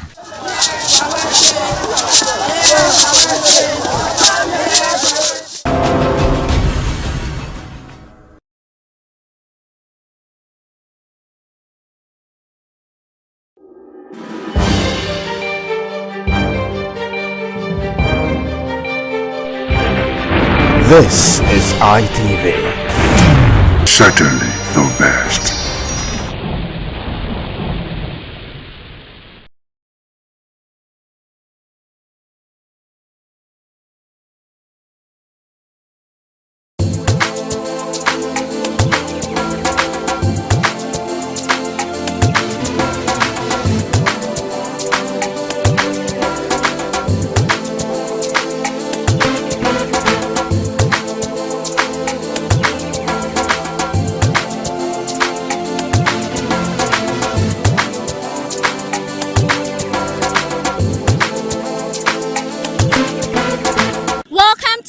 Survey. On this edition of Market Survey, we are here to know the current price of palm oil and groundnut oil here in the market. It is no longer news that the that the increase in fuel prices has affected sales, as traders are now lamenting over the increase in transportation due to fuel prices. So we are currently in the market to get to know the current price of palm oil and groundnut oil, if it has reduced or it is still on the high side. I am Stephanie Notoriwa. In recent times, the rising cost of living in Nigeria has taken a new turn, with the prices of essential food items continuing to increase across market. Among the most affected are two everyday good cooking staples, palm oil and groundnut oil. Once considered affordable and easily accessible, these products are now becoming increasingly expensive, placing a growing burden on both traders and consumers. On this edition of Market Survey, we'll take you around the market to get to know the current price of palm oil and groundnut oil. But before we go into the market, let's take a look at the production process of palm oil.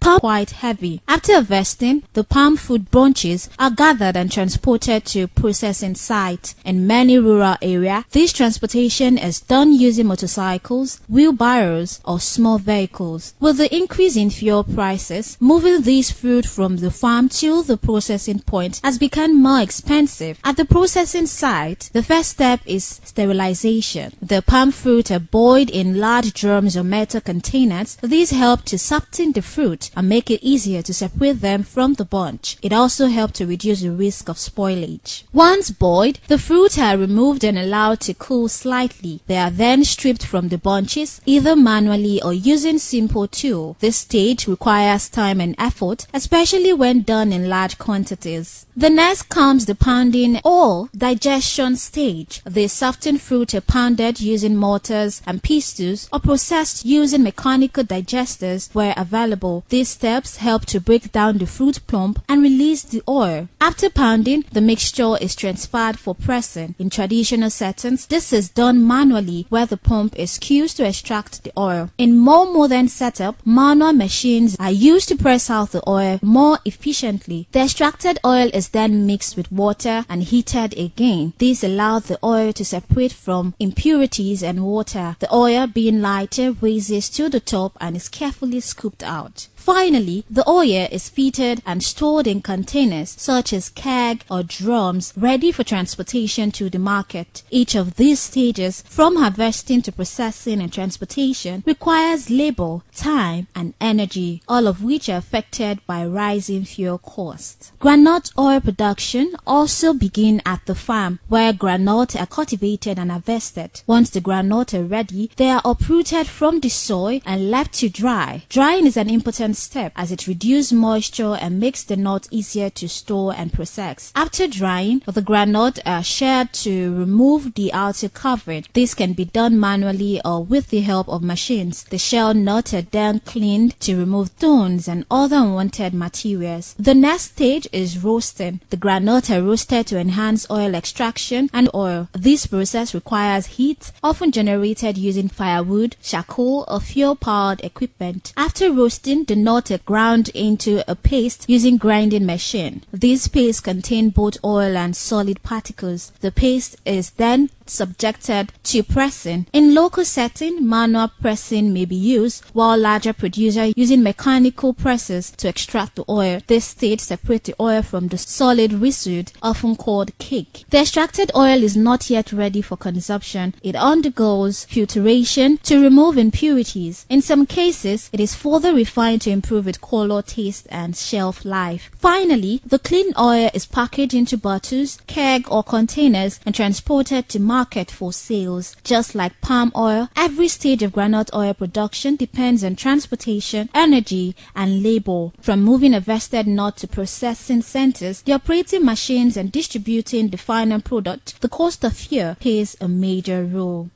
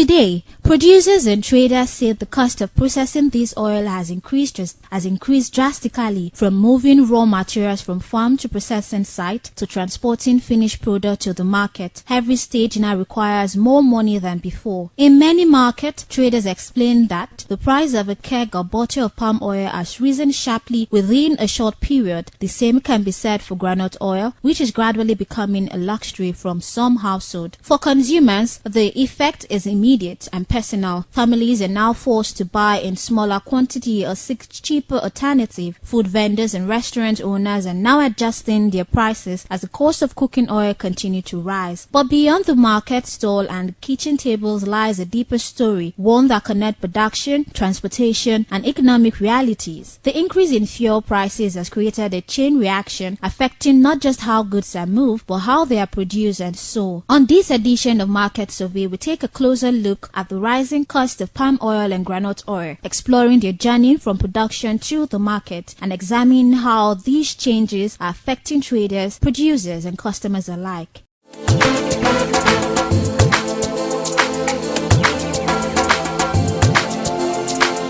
A groundnut oil gallon is 35,000.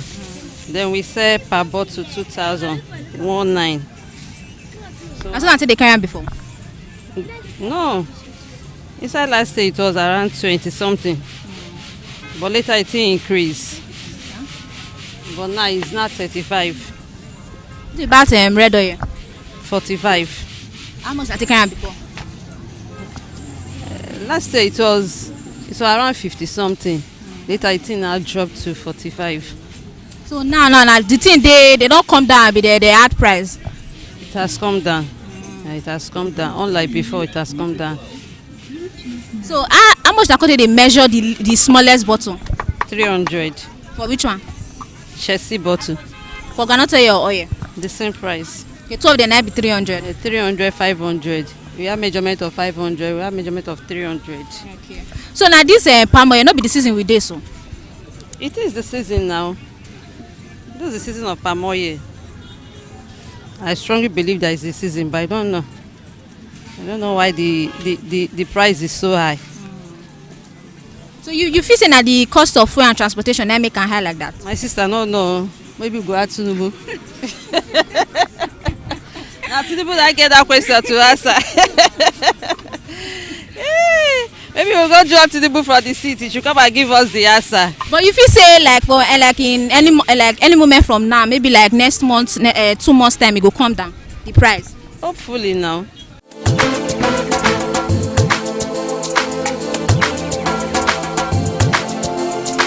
How much now they say groundnut oil now? Groundnut oil one is now 1.8 for can. And the medium size 800. How much affected the sell before? Before now, the thing they come up like they rise, they come down, so depends. Like when we buy last now 1,000, but now it still come down small, so it not get stable price. Okay, but now for market it don't cheap. Yeah, it's cheap now. What about red oil? Red oil, yes, red oil is still cheap, still they different from before. How much until they sell bottle now? Bottle now still 1.8. Before now 2,000. Come down small. So the groundnut how much until they carry on for jerry can? Depends. 40. Now 38. 38. So compared to until they carry on before, it don't reduce. And come down small. So if I want measure for Chelsea bottle now, like how much? 600, 500. So groundnut oil and I get different type of groundnut oil. We say okay, this one no they sleep, this one they sleep. Yes, it did. So the one where they sleep, the price is different from the one where they sleep. Yes. So how much until they sell them? The one when they sleep, they more cheaper than the one when not they sleep. Yes. So for red oil, no different price, different type now, just one. Yes.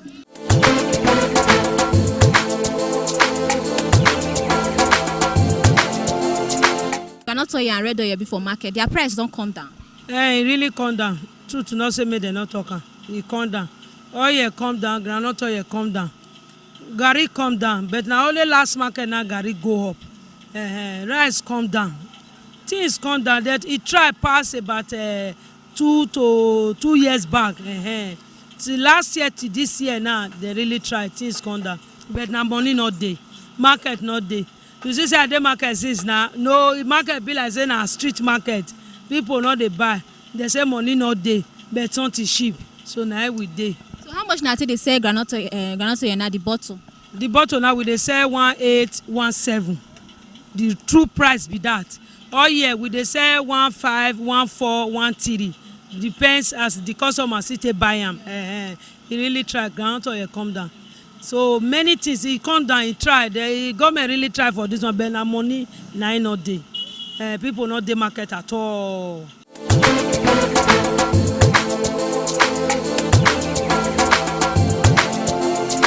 How groundnut oil and oil before market now they don't come down. The price don't come down. Never come down. The market they wave up and down because of the fuel. And they say transport where they take care of coin too much. Now me the thing where they battle. How much now they sell groundnut oil and oil for bottle? Like bottle now for groundnut oil, they sell for 18. Oil we they sell for 13. So that be the last price. Yes, yes. They want the less. So how much did they carry the oil for gallon before and now? When I buy last, I buy 48. Now. They put 500 on top. They say because of transport for fuel. For red oil, or groundnut oil? Red oil. Groundnut oil, we buy that one with gallon 37.5. Now. How much na fit carry am before? As we say, if rain dey fall, na the thing dey dear. We dey buy like 50, 55. Now we dey never start now. Now we dey buy for that price. So they say groundnut oil na two type. The one where they sleep and the one where not they sleep. It's there now. So both of them are the same money that they buy am. A different price. Like the one where not they sleep, we they sell that one for 2.5. This one where they sleep, so they sell that for 1.8. But they see the price, oh, the money not the correct. So how much na cut they measure for Chelsea bottle? Like Chelsea now, they sell Chelsea groundnut oil 500, oil 400. Last price for that one? That be the last price. So but if you say as the price there like this, if it still come down? We they want me come down, we they pray me come down. I bet when I help us talk to them, me come down. They say fuel, and fuel be the tea, oh, na fuel that they talk of. That be the tea.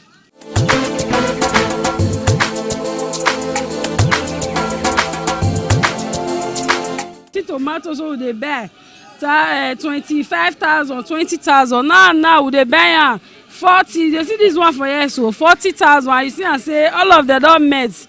The country don't tire us. So Tinubu rescue us. So the country they give us hard time at all.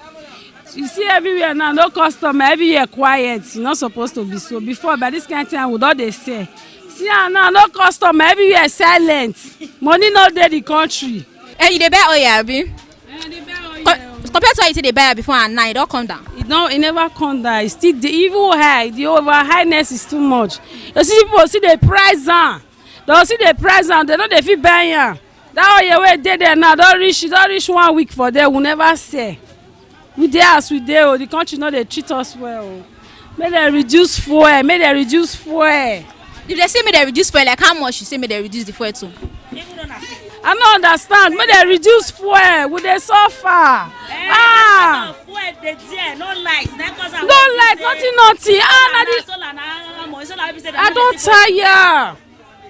No fuel, no light, nothing. All these city must will not get light. Solar now what people they use now, they have to bear now, it too cost. More demanding, what was once a manageable cycle of harvesting and processing is now more expensive and less predictable. Many are forced to spend more just to maintain the same level of production. Traders, too, are facing difficult realities with higher purchases cost. They must decide whether to increase price or risk running at a loss. In many cases, the decision to raise price is unavoidable. The story of palm oil and groundnut oil is in many ways a reflection of a broader economic situation where rising costs continue to shape how people live, work and survive. Yet, despite these challenges, Nigeria continue to show resilience, finding way to adjust, to cope and to move forward in face of uncertainty. As conversation around solution continue, many hope for policies and intervention that will ease production costs, stabilize price and make essential goods more affordable once again. Until then, the market remain a clear mirror of these times, telling story not just of trade, but of endurance, struggle, and survival.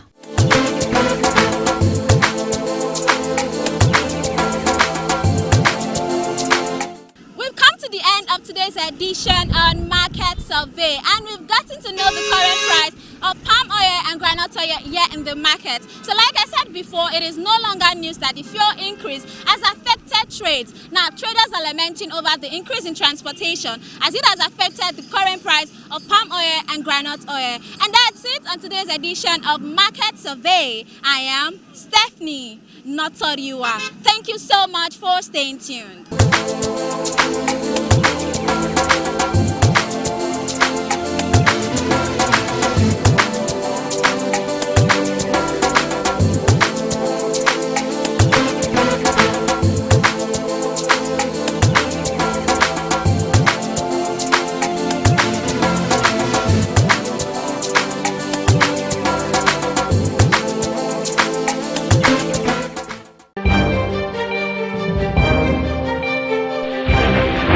This is ITV. Certainly the best.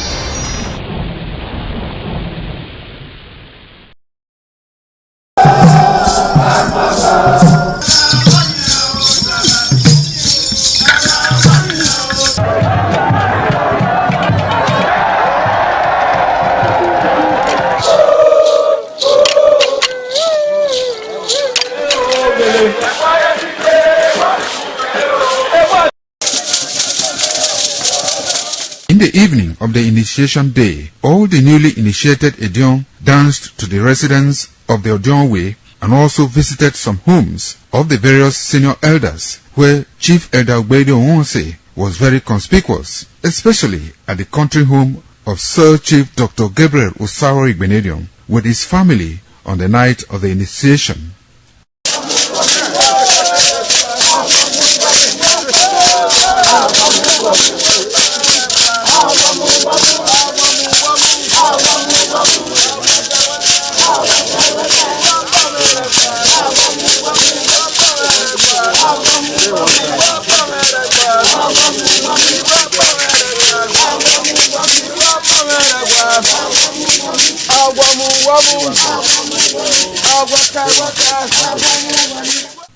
On the following morning, as part of the rite to be performed by the newly initiated Edion in Okada town, the initiates, led by Chief Elder Ogbede Onwonse, visited the Esama of Benin, Sir Chief Dr. Gabriel Osaro Igbenedion, at his Okada country home residence to pay homage and appreciate him for all he has done in the development of the community, which has placed Okada in world map. They also thanked him for his role in the success of their ceremony. They commended the Esama of Benin as a custodian of Benin cultural heritage and for revitalizing the age-long tradition of the age-grade ceremony.